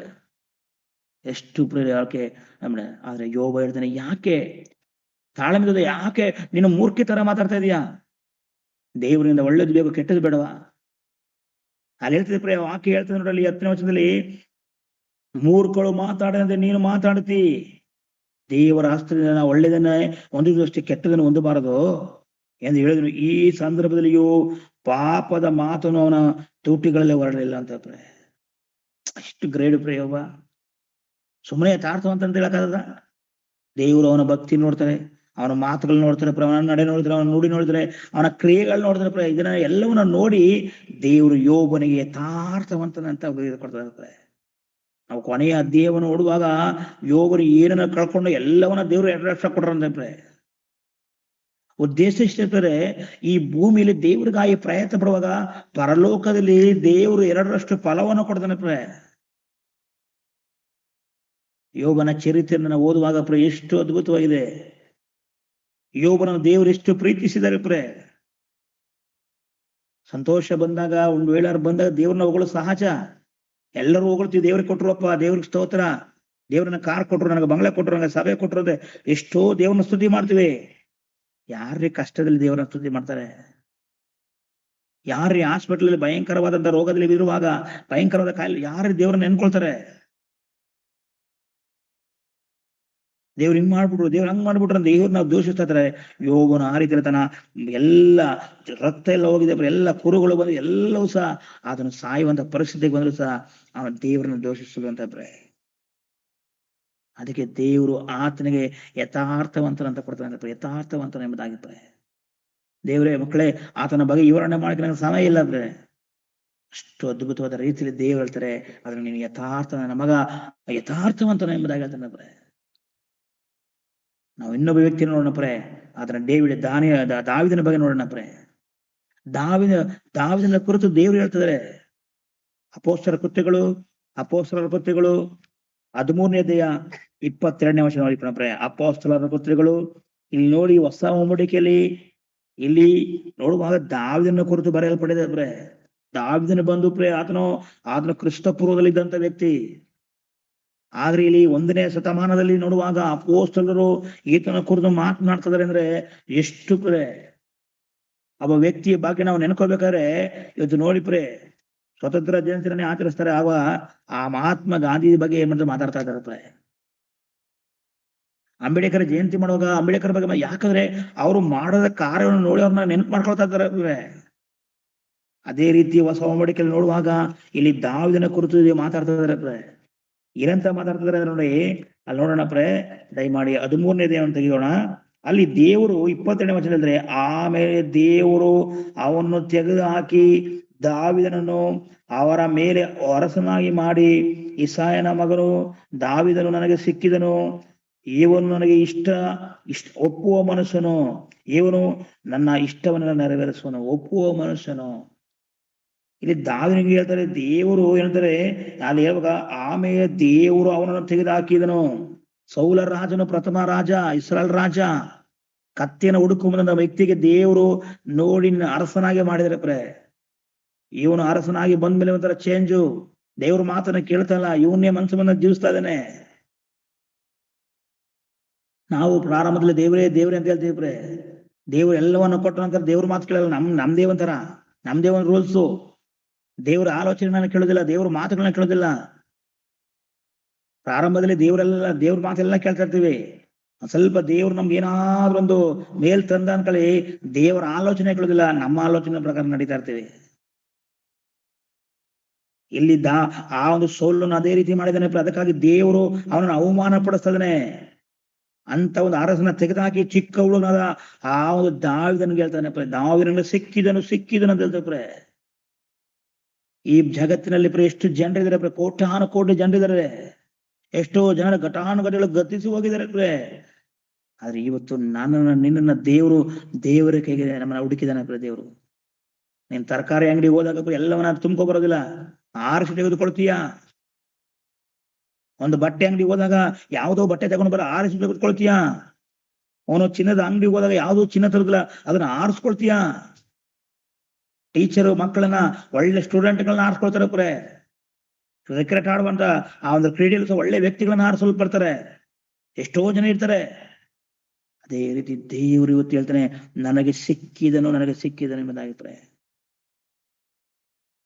ದೇವ್ರ ಮಕ್ಕಳೇ, ಎಲ್ಲಾರು ಹೋಗುವಾಗ ನಿನಗೆ ಒಂದು ಯಾವುದೊಂದು ಮುತ್ತು ಸಿಕ್ಕಿದಾಗ ಎಷ್ಟು ನೀನು ಖುಷಿ ಆಗ್ತದೆ ಹೇಳಿ. ಏನೂ ಇಲ್ಲದಾಗ ಯಾವುದೋ ಒಂದು ಹಣ ಆಗಿರ್ಬೋದು, ಏನಾದ್ರು ಸಿಕ್ಕಿದಾಗ ನನಗೆ ಎಷ್ಟು ಖುಷಿ ಆಗ್ತದೆ. ಇಲ್ಲಿ ದೇವರು ನನಗೆ ಸಿಕ್ಕಿದನು. ದಾವಿದನ ಆ ಗುಲ್ಯಾತನ ಯಾವ ರೀತಿ ಜಯಿಸ್ತಾನೆ ನೋಡಿ. ಅಂತ ಚಿಕ್ಕ ಹುಡುಗ, ಅಂತ ಒಂದು ಬಲಾಢ್ಯ ಆ ಗುಲ್ಯಾತನ ಗೆಲ್ಬೇಕಾದ್ರೆ ಅವನಲ್ಲಿ ಎಷ್ಟು ಒಂದು ಶೌರ್ಯ, ದೇವ್ರ ಮೇಲೆ ಎಷ್ಟು ಪ್ರೀತಿ ಇದೆ. ಒಂದಿನ ಆ ಫಿಲಿಸ್ಟಿನ ಆ ಗುಲ್ಯಾತನ ಬಂದು ಇಸ್ರಾಯೇಲರನ್ನ ರೇಗಿಸ್ತಾ ಇರ್ತಾನೆ, ದೇವ್ರನ್ನ ಬೈತಾ ಇರ್ತಾನೆ. ದಾವಿದನ ಹೇಳ್ತಾನೆ ಅವನು ಯಾರು ಇಸ್ರಾಯೇಲ್ ದೇವ್ರನ್ನ ಹೇಳ್ಸಕ್ಕೆ? ಸೌಲನ್ನೇ ನನ್ನ ಕಳಿಸು, ಆ ಒಂದು ಸಿಂಹಕ್ಕೆ ಕರಡಿಗೆ ಆದಂತ ಗತಿಯನ್ನು ನನ್ನ ಮಾಡ್ತೀನಿ, ಅವನ್ಗೆ ನನ್ನನ್ನು ಕಳಿಸು, ನೀನು ನನ್ನ ಮೇಲೆ ನಂಬಿಕೆ ಇಡು. ಕೊನೆಗೆ ದಾವಿದನು ಹೋಗ್ತಾನೆ, 5 ಕಲ್ಲುಗಳನ್ನ ತೆಗೆದುಕೊಂಡು ಹೋಗಿ ಆ ಒಂದು ಬಲಾಷ್ಟಾಲಿಯಾದಂತ ಕೊಲ್ಯಾತನನ್ನ ಸರ್ವನಾಶ ಮಾಡ್ತಾನೆ. ಕಾರಣ ದೇವರು ಅವನೊಳಗಿದ್ದನು. ದೇವರು ಅವನ ಜೊತೆ ಇದ್ದನು. ದೇವರು ನಿನ್ನ ಜೊತೆ ಇರುವಾಗ ನಿನ್ನನ್ನು ದೇವರು ಉಪಯೋಗಿಸಲ್ಪಡ್ತಾನೆ. 1000 ಜನರಿಗೆ ವಿರುದ್ಧವಾಗಿ ಬಂದ್ರು ಸಹ ದೇವರು ನಿನ್ನ ಮೇಲೆ ತರ್ತಾನೆ ಮಕ್ಕಳೇ. ನಿನ್ನಿಂದ ದೇವ್ರು ಏನ್ ಕಾರ್ಯ ಮಾಡ್ಬೇಕು ಅದನ್ನ ಮಾಡೇ ಈ ಭೂಮಿಯಲ್ಲಿ ನಿನ್ನ ಆತನ ಕರ್ಕೊಂಡು ಹೋಗ್ತಾನೆ. ಎಲ್ರು ನಿನ್ನ ಕೈ ಬಿಡ್ಬೋದಾದ್ರೆ ದೇವ್ರು ಕೈ ಬಿಡೋದಿಲ್ಲ. ಅದಕ್ಕೆ ದೇವ್ರು ಹೇಳ್ತಾನೆ, ನಾನು ಒಪ್ಪುವ ದೇವ್ರು ಒಪ್ಬೇಕು. ಮನುಷ್ಯರೆಲ್ಲ ಒಪ್ಪೋದು ನಮ್ನ, ಮನುಷ್ಯರು ಒಪ್ಪೋದಲ್ಲ. ಇವತ್ತು ಎಷ್ಟೋ ಹೋದರೆ ನಾವು ಒಪ್ಕೊಂಡೇ ಆಗಿರ್ತೀವಿ, ಎಷ್ಟೋ ಹೋಗಿದ್ರೆ ಕಿತ್ತೋಗ್ತದೆ, ಹೊರಮಡಿಕೆ ಮಾಡ್ಕೊಂಡಿದ್ದೀವಿ. ಆದ್ರೆ ದೇವ್ರು ಒಪ್ತಾ ಇದ್ದಾನೆ. ದೇವ್ರು ಒಪ್ಪಬೇಕು ನಮ್ಮ ಕೆಲಸಗಳನ್ನ. ನಮ್ಮನ್ನ ಕುರಿತು ದೇವ್ರು ಹೇಳ್ಬೇಕು, ಒಪ್ಪುವಂತ ಮನುಷ್ಯನಾಗ್ಬೇಕು. ಎಂತ ಬಿರುದು ದಾವೀದನಿಗೆ, ನನಗೆ ಸಿಕ್ಕಿದ್ದು ನನಗೆ ಇಷ್ಟ ಅವನಂದ್ರೆ ನನಗೆ ಪ್ರಾಣ. ಅದಕ್ಕೆ ದಾವೀದನು ಯಾವ ಯುದ್ಧದಲ್ಲಿ ಸೋಲನ್ನ ಕಾಣಲಿಲ್ಲ ಅಂತ. ಅವನು ಪಾಪಗಳನ್ನ ಮಾಡಿದ ಪಶ್ಚಾತ್ತಾಪ ಪಟ್ಟ, ದೇವ್ರೇ ನನ್ನ ಕ್ಷಮಿಸು, ನನ್ನ ಕರುಣಿಸು ದೇವ್ರೆ, ನನ್ನ ದ್ರೋಹಿ, ನನ್ನ ಪಾಪಿ ದೇವ್ರೆ. ಇವತ್ತು ಯಾರಿರ್ತಾರೆ ನಾವು ಪಾಪ ಮಾಡೋದು ಒಪ್ಕೊಳ್ತೀವ, ತಪ್ಪು ಮಾಡೋದು ದೇವ್ರ ಹತ್ರ ಏನಾದ್ರು ಒಪ್ಕೊಳ್ತೀವ? ನಾವು ತಿರ್ಗಿ ಆಡ್ತಾ ಇದ್ದೀವಿ, ಇಲಾಜಿಲ್ಲ ಆಗಿರ್ತಾರೆ. ಆದ್ರೆ ದಾವೀದನ ಆಗಲ್ಲ. ದೇವ್ರೇ ನಾನು ಪಾಪ ಮಾಡ್ಬಿಡ್ಯಪ್ಪ. 10ನೇ ಅಧ್ಯಾಯ 51ನೇ ಅಧ್ಯಾಯ 10ನೇ ವಚನ ನೋಡ್ತಿಪ್ರೆ, ಕೀರ್ತನೆಗಳು ನೋಡಿಪ್ರೆ. 51ನೇ ಅಧ್ಯಾಯ 10ನೇ ವಚನದಲ್ಲಿ ಒಂದು ಮಾತನ್ನ ದಾವೀದನು ಹೇಳ್ತಾನೆ. ಎಂತ ಒಂದು ಕನಿಕರದ ಮಾತನ್ನ ದೇವ್ರ ಮುಂದೆ ಹೇಳ್ತದೆ ಅಂದ್ರೆ ನೋಡಿಪ್ರೆ, 51ನೇ ಅಧ್ಯಾಯ 10ನೇ ವಚನವನ್ನು ನೋಡುವಾಗ ಈ ರೀತಿಯಾಗಿ ಹೇಳ್ತಿದ್ದಾನೆ. ನೋಡ್ರಿ, ದೇವರೇ ನನ್ನಲ್ಲಿ ಶುದ್ಧ ಹೃದಯವನ್ನು ನಿರ್ಮಿಸು, ನನಗೆ ಸ್ಥಿರಚಿತ್ತವನ್ನು ಅನುಗ್ರಹಿಸಿ, ನನ್ನನ್ನು ನೂತನ ಪಡಿಸು. ನಿನ್ನ ಸನ್ನಿಧಿಯಿಂದ ನನ್ನನ್ನು ತಳ್ಳಬೇಡ, ನಿನ್ನ ಪರಿಶುದ್ಧಾತ್ಮನನ್ನು ತೆಗೆಯಬೇಡ, ನಿನ್ನ ರಕ್ಷಣಾವನ್ನು ನನಗೆ ತಿರುಗಿ ಅನುಭವಿಸುವಂತೆ ಮಾಡು. ಎಷ್ಟು ನಾನು ಪಾಪ ಮಾಡಿದಾಗ ದೇವರ ಹತ್ರ ಬಂದು ಹೇಳ್ತಾನೆ, ದೇವ್ರೇ ನನ್ನನ್ನು ತೆಗಿಬೇಡಪ್ಪ, ದೇವ್ರೆ ನನಗೆ ನೂತನ ಹೃದಯವನ್ನು ಕೊಡು. ಅದನ್ನ ಹೇಳುವಂತ ಮಾತು, ನಿನ್ನ ಸನ್ನಿಧಾನ ತಳ್ಳಬೇಡ. ಯಾರಿಂದ ನೀವು ದೂರ ಆದ್ರೂ ಪರವಾಗಿಲ್ಲ ಆ ಪರಲೋಕವನ್ನ ಭೂಲೋಕವನ್ನು ಉಂಟು ಮಾಡಿದ ಆ ದೇವರ ಸನ್ನಿಧಾನದಿಂದ ನೀನು ದೂರ ಹೋಗ್ಬೇಡ. ಯಾಕಂದ್ರೆ ಈ ಜಗತ್ತು ಭಯಂಕರವಾದ ಪಾಪಮಯದಲ್ಲಿದೆ. ಸೈತಾನ ಎಲ್ಲರ ದಾರಿಯನ್ನ ಮರಳಿಸಿದಾನೆ. ಎಲ್ಲರನ್ನ ಸರ್ವನಾಶ ಮಾಡ್ಲಿಕ್ಕೆ ಅವನು ಪ್ರಯತ್ನ ಪಡ್ತಾ ಇದ್ದಾನೆ. ಅಷ್ಟು ಜನಗಳ ಮಧ್ಯದಲ್ಲಿ ದೇವರು ನನ್ನನ್ನು ಆರಿಸಲ್ಪಟ್ಟಿದ್ದಾನೆ ಅಂದ್ರೆ ಆತನ ಎಷ್ಟು ನಾವು ಯೋಗ್ಯತೆಯಾಗಿ ಭೂಮಿ ಮೇಲೆ ನಾವು ಜೀವಿಸ್ಬೇಕಾಗ್ತದೆ. ನಾನು ಒಪ್ಪುವಂತ ಮನುಷ್ಯನ ಅಂತ ಹೇಳ್ತಾನೆ. ದೇವ್ರ ಮಕ್ಕಳೇ, ದಾವೀದನು ನಿಜವಾಗ್ಲೂ ಬಹಳ ಬಹಳ ಗ್ರೇಟ್, ಉನ್ನತವಾದಂತ ವ್ಯಕ್ತಿ. ಅದಕ್ಕಾಗಿ ನಾವು ದಾವೀದನಿಗೆ ದೇವ್ರ ಹೇಳ್ತಾನೆ, ನಾನು ಒಪ್ಪುವ ಮನುಷ್ಯನಂತ ಬಿರುದು ಕೊಡ್ತಾನೆ. ಕೊನೆದಾಗಿ ಇನ್ನೆಷ್ಟೋ ಜನ ಸೇವಕರ ಬಿರುದುಗಳಿದೆ. ಕೊನೆದಾಗಿ ಇನ್ನೊಬ್ಬ ವ್ಯಕ್ತಿಯ ಒಂದು ಕುರಿತು, ಆ ಬಿರುದಿನ ಕುರಿತು ಹೇಳಿ ನನ್ನ ಒಂದು ಪ್ರಸಂಗನ ಮುಗಿಸ್ಲಿಕ್ಕೆ ನಾನು ಇಷ್ಟಪಡ್ತೇನೆ. ಆತನ ಯಾವ ಹುಡುಗ? ನನ್ನ ಕರ್ತನಾದ ಯೇಸು ಕ್ರಿಸ್ತನು. ಮೋಕ್ಷ ರಕ್ಷಕನು, ಜಗದ ಪಾಲಕನು, ಕರುಣಾಮಯಿ. ಆತನಿಗೆ ದೇವರು ಏನ್ ಬಿರುದು ಕೊಡ್ತದೆ ಗೊತ್ತಪ್ರೆ? ತಂದೆಯ ದೇವರು ತನ್ನ ಒಂದು ಏನು ಬಿರುದು ಕೊಡ್ತಾನೆ ಗೊತ್ತಪ್ರೆ? ಮತ್ತಾಯನ ಬರ ಸುವಾರ್ತೆ 3ನೇ ಅಧ್ಯಾಯ 17ನೇ ವಚನ ಓದುವಾಗ ದೇವರು ಏನಂತ ಆತನ ಯೇಸು ಕ್ರಿಸ್ತನಿಗೆ ಬಿರುದನ್ನ ಕೊಡ್ತಾನೆ ನೋಡಿ. ಮತ್ತಾಯನ ಬರ ಸುವಾರ್ತೆ 3ನೇ ಅಧ್ಯಾಯ 17ನೇ ವಚನವನ್ನ ನಾವು ನೋಡುವಾಗ ಇಲ್ಲಿ ಹೇಳ್ತದೆ, ನೋಡಿ, ಆಗ ಈತನು ಪ್ರಿಯನಾಗಿರುವ ನನ್ನ ಮಗನು, ಈತನು ನಾನು ಮೆಚ್ಚಿದ್ದೀನಿ ಎಂದು ಹೇಳಿದನು ಎಂದು ಆಕಾಶ ಇದು. ಪ್ರಿಯನಾಗಿರುವ ಮಗನು ಅಂದ್ರೆ ಪ್ರೀತಿಯ ಮಗನು. ಲೋಕದ ಮೇಲೆ ಎಷ್ಟೋ ಪ್ರೀತಿ ನೆಟ್ಟಿದ್ದನ ಒಬ್ಬನೇ ಮಗನ ಕೊಟ್ಟಂತ ಪ್ರಿಯನಾಗಿರುವ ಮಗನನ್ನ ನನ್ನ ಪ್ರಿಯ ಮಗನು ಅಂತ ಹೇಳ್ಬೇಕಾರೆ ಎಷ್ಟು ಸುಮ್ನೆ ನಮ್ಮ ಮಕ್ಕಳ ನನ್ನ ಮಗ ಅಂತ ಹೇಳ್ತೀವ? ಕೆಟ್ಟ ಕೆಟ್ಟ ಕೆಲಸ ಮಾಡೋಂತವನ್ನ, ದೇವ್ರಿಗೆ ಇಷ್ಟ ಇಲ್ದವನು ಅಂತನ್ನ ಅವನ ನನ್ನ ಮಗ ಅಂತ ನಾವು ಹೇಳ್ತೀವ? ಇಲ್ಲಿ ದೇವರು ಸ್ವತಃ ದೇವರು ತನ್ನ ಮಗನಾದ ಯೇಸು ಕ್ರಿಸ್ತನಿಗೆ ಅದನ್ನೇ ಅತಿ ಪ್ರಿಯ, ಆದ್ರೆ ಈತನು ಪ್ರಿಯನಾಗಿರೋ ಮಗನು. ಏನಕ್ಕೆ ಯೇಸು ಕ್ರಿಸ್ತನ ಪ್ರಿಯನಾಗಿರುವಂತ ಮಗನು ಅಂತ ಹೇಳ್ತಾ ಇರ್ತಾರೆ ದೇವರು. ಯೇಸು ಕ್ರಿಸ್ತನ ಈ ಭೂಲೋಕದಲ್ಲಿ ಬರುವಾಗ ಎಷ್ಟು ಕಷ್ಟಗಳು. ಪರಲೋಕದಲ್ಲಿ ತಂದೆ ಬಳಿದಂತ ದೇವರು ಯೇಸು ಕ್ರಿಸ್ತನ ಭೂಮಿಗೆ ಬರುವಾಗ ಒಂದು ದಿನವೂ ಸಹ ಅದನ್ನ ಸುಖವನ್ನ ಕಾಣಲಿಲ್ಲ ದೇವ್ರ ಮಕ್ಕಳೇ. ಅದನ್ನು ಹುಟ್ಟುವಾಗಲೇ ಭಯಂಕರವಾದ ಶಿಕ್ಷೆ. ಚಳಿಯಲ್ಲಿ ಮಳೆಯಲ್ಲಿ ಆಕೆ ತನ್ನ ಮಗುವನ್ನ ಕರೆದುಕೊಂಡು ಐಗುಪ್ತ ದೇಶಕ್ಕೆ ಕರ್ಕೊಂಡು ಹೋಗ್ಬೇಕಾಯ್ತು. ಆತನ ಬಾಧೆಗಳು, ನೋವುಗಳು, ಹಿಂಸೆಗಳು, ತಂದೆ ಹೇಳದೆ ಎಲ್ಲ ಕೆಲಸವನ್ನ ಯೇಸು ಕ್ರಿಸ್ತನು ಮಾಡ್ಲಿಕ್ಕೆ ಸರಿಯಾದ ಸಿದ್ಧವಾದ ಏನಕ್ಕೆ ಈತನ ಪ್ರಿಯ ನಾನು ಮೆಚ್ಚಿದ್ದೀನಿ ಅಂತ ಹೇಳ್ತಾನೆ ಯೇಸು ಕ್ರಿಸ್ತನ ದೇವರ ಮಾತುಗಳ ಒಂದೊಂದೇ ಎಲ್ಲವನ್ನ ಪೂರೈಸ್ತಾ ಬರ್ತಾ ಇದ್ದಾರೆ. ನಾವು ಯೆಶಾಯನ ಬರ ಅಧ್ಯಾಯದಲ್ಲಿ ನೋಡ್ತೀವಿ ಯೆಶಾಯನ ಪ್ರವಾದನೆ ಗ್ರಂಥ 53ನೇ ಅಧ್ಯಾಯ ಅಲ್ಲಿ ನೋಡಿ, ಅಲ್ಲಿ ಯೇಸು ಕ್ರಿಸ್ತನನ್ನ ಏನಕ್ಕೆ ಅಲ್ಲಿ ಹೇಳ್ತಾರೆ, ಪ್ರಿಯನಾದ ನನ್ನ ಮಗನು ಅಂತ ದೇವ್ರು ಹೇಳ್ತಾನೆ ಅಂದ್ರೆ ನೋಡಿ, ಅವನು ಎಷ್ಟು ಯೇಸು ಕ್ರಿಸ್ತನ ಕುರಿತು ಎಂತ ಮಾತುಗಳನ್ನ 4ನೇ ವಚನ ಓದುವಾಗ, 53ನೇ ಅಧ್ಯಾಯ 4ನೇ ವಚನ ನೋಡುವಾಗ, ನಿಜವಾಗಿಯೂ ನಮ್ಮ ಕಷ್ಟಗಳನ್ನು ಅನುಭವಿಸಿದನು, ಅವನು ಹೊತ್ತವರೇ ನಮ್ಮ ಸಂಕಟವೇ ಹೌದು, ನಾವಾದರೂ ಅವನು ದೇವರಿಂದ ಬಾಧಿತನು, ಪೆಟ್ಟು ತಿಂದವನು, ಕುಗ್ಗಿಸಲ್ಪಟ್ಟವನು ಎಂದು ಭಾವಿಸಿಕೊಂಡವು. ನಮ್ಮ ದ್ರೋಹಗಳ ದೇಹದಿಂದ ಆತನಿಗೆ ಗಾಯವಾಯಿತು, ನಮ್ಮ ಅಪರಾಧಗಳ ನಿಮಿತ್ತ ಅವನು ಜಜ್ಜಲ್ಪಟ್ಟನು, ನಮಗೆ ಸುಕ್ಷೇಮವನ್ನು ಉಂಟು ಮಾಡುವ ದಂಡನೆಯನ್ನು ಅವನು ಅನುಭವಿಸಿದನು, ಆತನ ಬಾಸುಗಳಿಂದ ನಮಗೆ ಗುಣವಾಯಿತು. ನಾವೆಲ್ಲರೂ ಕುರಿಗಳಂತೆ ದಾರಿ ತಪ್ಪಿ ತೊಳೆದೆವು, ಪ್ರತಿಯೊಬ್ಬನು ತನ್ನ ತನ್ನ ದಾರಿಯನ್ನು ಹಿಡಿದುಕೊಂಡವನು, ನಮ್ಮೆಲ್ಲರ ದೋಷಗಳನ್ನು ಯೆಹೋವನು ಅವನ ಮೇಲೆ ಹಾಕಿದನು. ಅವನು ಬಾಧೆಗೆ ಒಳಗಾಗಿ ತನ್ನನ್ನು ತಗ್ಗಿಸಿಕೊಂಡನು, ಬಾಯಿ ತೆರೆಯಲಿಲ್ಲ. ಒದ್ದೆ ಸ್ಥಾನಕ್ಕೆ ಒಯ್ಯಲ್ಪಟ್ಟ ಕುರಿಯಂತೆಯೂ ಉಣ್ಣೆ ಕತ್ತರಿಸುವಂತ ಮಂದಿಯಂತೆಯೂ ಮುಂದೆ ಮೌನವಾಗಿರುವ ಕುರಿಯಂತೆಯೇ ಆಗೋಗಿದ್ದನು, ಬಾಯಿ ತೆರೆಯಲಿಲ್ಲ. ಹಿಂಸೆಯ ನ್ಯಾಯದಿಂದ ಕೊಲ್ಲಲ್ಪಟ್ಟನು, ಆಹಾ ಇವನು ಜೀವ ಲೋಕದಿಂದ ಕೇಳಲ್ಪಟ್ಟನಿದ್ದಾನೆ. ನೋಡಿ ದೇವರು ಯೇಸು ಕ್ರಿಸ್ತನು ಎಂತ ಒಂದು ತ್ಯಾಗವನ್ನು ಮಾಡಿದಾನೆ. ನನ್ನ ಪ್ರಿಯ ಮಗನು, ಅತಿ ಪ್ರಿಯ ಮಗನು ಅಂತ ಹೇಳ್ಬೇಕಾರೆ ಯೇಸು ಕ್ರಿಸ್ತನ ಹಿನ್ನೆಲೆ ನೆಂದ್ಕೊಳ್ರಿ. ಎರಡ ಒಬ್ಬರಿಗೋಸ್ಕರ ಸಾಯೋದನ್ನ ನೋಡಿದೀವಿ. ನನಗೆ ಸಿಕ್ಕಿಲ್ಲ ಈ ಪ್ರಿಯತಮ ಅಂತ ಹೋಗಿ ಸಾಯೋದನ್ನ ನೋಡಿದೀವಿ. ಅಯ್ಯೋ ಎಂಬುದಾಗಿ ನನಗೆ ಯಾವುದೋ ಒಂದು ಅಧಿಕಾರ ಸಿಗಲ್ಲ ಅಂತ ಸಾಯೋದ್ ನೋಡಿದೀವಿ. ಆದ್ರೆ ದೇವರು ಯೇಸು ಕ್ರಿಸ್ತನು ಎಲ್ಲರ ಪಾಪವನ್ನು ತನ್ನ ಮೇಲೆ ಹೊತ್ಕೊಂಡಿದ್ದಾನೆ. ದೇವ್ರು ಹಾಕಿದಾನಂತೆ. ಒಂದಿನ ಯೇಸು ಸ್ವಾಮಿ ಪ್ರಾರ್ಥನೆ ಮಾಡ್ತಾರೆ, ತಂದೆ ಈ ಚಿತ್ತವಿದ್ರೆ ಇದನ್ನ ತೆಗೆದಾಕೊಡಪ್ಪ ಅಂತ ಹೇಳ್ತಾರಪ್ಪ.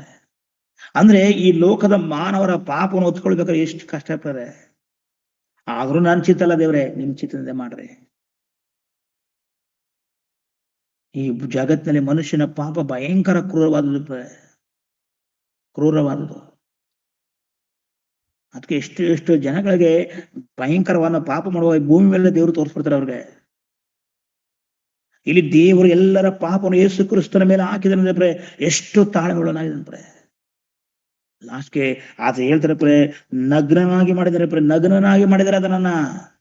ಆ ಸಿಲುಬೆ ಮೇಲೆ ಸೈತನನು ಯೇಸು ಕ್ರಿಸ್ತನ ನಗ್ನನಾಗಿ ಮಾಡಿದಾನೆ. ಎಷ್ಟು ಅವಮಾನ ನೋಡಲಿ ಹೇಳ್ತದೆ ದೇವ್ರ ವಾಕ್ಯ. ನೋಡಲಿ 3ನೇ ವಚನ ನೋಡುವಾಗ, ಅವನು ಧಿಕ್ಕರಿಸಲ್ಪಟ್ಟನು, ಮನುಷ್ಯರು ಸೇರಿಸಿಕೊಳ್ಳದವನು ಮತ್ತು ಸಂಕಟಕ್ಕೆ ಒಳಗಾದನು, ವ್ಯಾಧಿ ಪಡಿದನು, ಜನರು ಮುಖವನ್ನು ಓರೆ ಮಾಡಿಕೊಳ್ಳುವ ಧಿಕ್ಕಾರದಂತೆ ಒಳಗಾದನು ಆಗಿದನು. ಅಂದ್ರೆ ಯಾವಾಗ ಮುಖವನ್ನು ಓರೆ ಮಾಡ್ಕೊಳ್ಳೋದನ್ನು ಮನುಷ್ಯನು, ಏನಕ್ಕೆ ಅವನು ಅಸಹಾಯವಾಗಿ ಆತನು ಎಲ್ಲವನ್ನ ಬಟ್ಟೆಯನ್ನ ಕಳೆದನು ಸೈತನ ಸಿಲುಬೆ ಮೇಲೆ ಯೇಸು ಕ್ರಿಸ್ತನ ಬಟ್ಟೆಯನ್ನ. ಈಗಲಾದ್ರೂ ಈತನು ಹೌದು ತಲೆಬಾಗ್ಲಿ ನನಗೆ, ಇವನ ಮೂಲಕ ಅನೇಕ ಜನರು ರಕ್ಷಣೆಗೆ ಬರ್ತಾರೆ, ಅನೇಕರು ಪರಲೋಕಕ್ಕೆ ಹೋಗ್ತಾರೆ ಎಂಬುದಾಗಿ ಮಾಡಬಾರದ ಕಷ್ಟಗಳನ್ನ ಆ ಸೈತಾನನ್ನು ಯೇಸು ಕ್ರಿಸ್ತನ ಕೊಟ್ಟಿದ್ದಾನೆ. ಇದ್ರೆಲ್ಲದರಲ್ಲೂ ಯೇಸು ಕ್ರಿಸ್ತನ ಜಯ ಹೊಂದಿಕೊಂಡಿದ್ದಾನೆ ಎಲ್ಲದರಲ್ಲೂ ಸಹ. ಅದಕ್ಕೆ ದೇವ್ರು ಹೇಳ್ತಾರೆ, ನನ್ನ ಪ್ರಿಯ ಮಗನು, ನನ್ನ ಇಷ್ಟವನ್ನು ನೆರವೇರಿಸ್ತಾನೆ. ಹೌದು ನಾನು ಮೆಚ್ಚಿದ್ದೀನಿ. ಯಾವಾಗ ಪ್ರಿಯ ಮೆಚ್ಕೊಳ್ತೀವಿ ನಾವು? ಯಾವಾಗ ಒಳ್ಳೆ ರ್ಯಾಂಕ್ಸ್ ಟೀಚರ್ ಮೆಚ್ಕೊಳ್ತಾರೆ, ಮನೆಯಲ್ಲಿ ಒಳ್ಳೆ ಕೆಲಸ ಮಾಡೋದನ್ನ ತಂದೆಗಳು ಮೆಚ್ಕೊಳ್ತಾರೆ. ಈ ಭೂಮಿಲಿ ಒಳ್ಳೆ ಕೆಲಸ ಮಾಡೋದಕ್ಕೆ ಜನರು ಮೆಚ್ಚಿ ಅವನು ಓಟ್ ಹಾಕ್ತಾರೆ. ಇವತ್ತು ದೇವರು ಮೆಚ್ಚುತ್ತಿದ್ದಾನೆ ಅಂದ್ರೆ ಏನರ್ಥ? ಎಲ್ಲವನ್ನು ಮುಗಿಸ್ತಾನೆ ಯೇಸು ಕ್ರಿಸ್ತನು. ಯೋಹಾನ 17:4ನೇ ವಚನದಲ್ಲಿ ಹೇಳ್ತಾ ಇದ್ದಾರೆ, ತಂದೆ ನೀನು ನನಗೆ ಕೊಟ್ಟಂತ ಕೆಲಸವನ್ನು ಎಲ್ಲವನ್ನ ಪರಿಪೂರ್ಣವಾಗಿ ಮಾಡಿದ್ದೀನಿ, ನನ್ನ ಪುನಃ ನಿನ್ನ ಸಿಂಹಾಸನ ಸೇರಿಸ್ಕೋ, ನನಗೆ ಪುನಃ ನನಗೆ ರಕ್ಷಣಾ ಅನುಭವವನ್ನು ಕೊಡು, ಮಹಿಮಾನದನ್ನ ಕೊಡು ದೇವ್ರೆ. ಎಲ್ಲವನ್ನ ಮಾಡಿದ್ದೀನಿ, ಕಂಪ್ಲೀಟ್ ಆಗಿ ಮಾಡಿದ್ದೀನಿ ದೇವ್ರೆ. ಅದಕ್ಕೆ ಪ್ರಕಟಣೆ ಗ್ರಂಥದಲ್ಲಿ ಹೇಳ್ತಿದ್ರೆ, ಪ್ರಕಟಣೆ ಗ್ರಂಥ 3ನೇ ಅಧ್ಯಾಯ 21ನೇ ವಚನ ನೋಡುವಾಗ ಅಲ್ಲಿ ಯೇಸು ಕ್ರಿಸ್ತರು ಹೇಳ್ತಾರೆ. ಪ್ರಕಟಣೆ ಗ್ರಂಥ 3ನೇ ಅಧ್ಯಾಯ 21ನೇ ವಚನ ನೋಡುವಾಗ ಅದ್ಭುತವಾದ ರೀತಿಯಲ್ಲಿ ಒಂದು ಮಾತನ್ನ ನಾವು ನೋಡ್ತೀವಿ. ನಾನು ಜಯ ಹೊಂದಿದೆನು, ನನ್ನ ತಂದೆಯೊಡನೆ ಸಿಂಹಾಸನದಲ್ಲಿ ಕೂತ್ಕೊಂಡನು, ಹಾಗೆ ಜಯ ಹೊಂದುವನನ್ನು ನನ್ನೊಡನೆ ಸಿಂಹಾಸನದಲ್ಲಿ ಕೂತ್ಕೊಳ್ಳುವಂತೆ ಮಾಡಿದನು. ಆದ್ರೆ ಯೇಸು ಕ್ರಿಸ್ತನ ಜಯ ಹೊಂದಿದ ಸಿಂಹಾಸನ ಮೇಲೆ ಕೂತು ತಂದೆಯ ಬಲಪಾಸದಲ್ಲಿ ಕೂತಿದಂತೆ. ಅದೇ ರೀತಿ ಒಂದು ದಿನ ಈ ಲೋಕದಲ್ಲಿ ಪ್ರಯತ್ನ ಪಡೋದಾದ್ರೆ, ದೇವರಿಂದ ನೀನು ಬಿರುದು ಪಡೆದುಬೇಕಾದ್ರೆ, ಯೇಸು ಕ್ರಿಸ್ತನ 2ನೇ ಬರಣದಲ್ಲಿ ಅದನ್ನ ಕರ್ಕೊಂಡೋಗಿ ತಂದೆಯ ಬಳಿಯಲ್ಲಿ ಸಿಂಹಾಸನದ ಯುಗಾಂತರದಲ್ಲೂ ನೀನು ಅಲ್ಲಿ ದೇವರೊಂದಿಗೆ ಇರ್ತಿದ್ರೆ. ಒಂದು ವೇಳೆ ಈ ಭೂಲೋಕದಲ್ಲಿ ನೀನು ದೇವರಿಗೆ ಒಂದು ವೇಳೆ ವ್ಯತಿರೇಕವಾಗಿ ಜೀವಿಸುವುದಾದ್ರೆ ಧನವಂತನೋದಂತ ಆ ಒಂದು ನರಕದ ಗುಂಡಿಯಲ್ಲಿ ನೀನು ಜೀವನ ಪೂರ್ತಿ ಕಳೆಯಬೇಕಾಗ್ತದೆ. ಅದಕ್ಕಾಗಿ ದೇವರ ಮಕ್ಕಳ ಈ ಭೂಮಿಯಲ್ಲಿ ದೇವರಿಗೋಸ್ಕರ ಒಳ್ಳೆಯ ಬಿರುದನ್ನು ನೀನು ಪಡ್ಕೊಳ್ಳೋಕೆ ಇಷ್ಟಪಡು. ಅದ್ಭುತವಾದ ರೀತಿಯಲ್ಲಿ ದಾನಿಯೇಲನಾಗಿರ್ಬೋದು, ಆ ಒಂದು ವೇಳೆ ನೋಹನಾಗಿರ್ಬೋದು, ಮೋಸೆ ಆಗಿರ್ಬೋದು, ಇವರೆಲ್ಲರ ಚರಿತ್ರೆ ನೋಡುವಾಗ ಭಯಂಕರವಾದ ಕಷ್ಟಗಳನ್ನ ಈ ಲೋಕದಲ್ಲಿ ಅನುಭವಿಸಿದ್ದಾರೆ ದೇವ್ರ ಮಕ್ಕಳೇ. ಯಾರಿಗೋಸ್ಕರ ಅಂದ್ರೆ ಅವ್ರು ಯಾವ್ದು ಹೆಂಡತಿ ಮಕ್ಕಳಿಗೆಲ್ಲ ದೇವರಿಗೋಸ್ಕರ ಪಣ ತೊಟ್ಟಿದ್ದಾರೆ.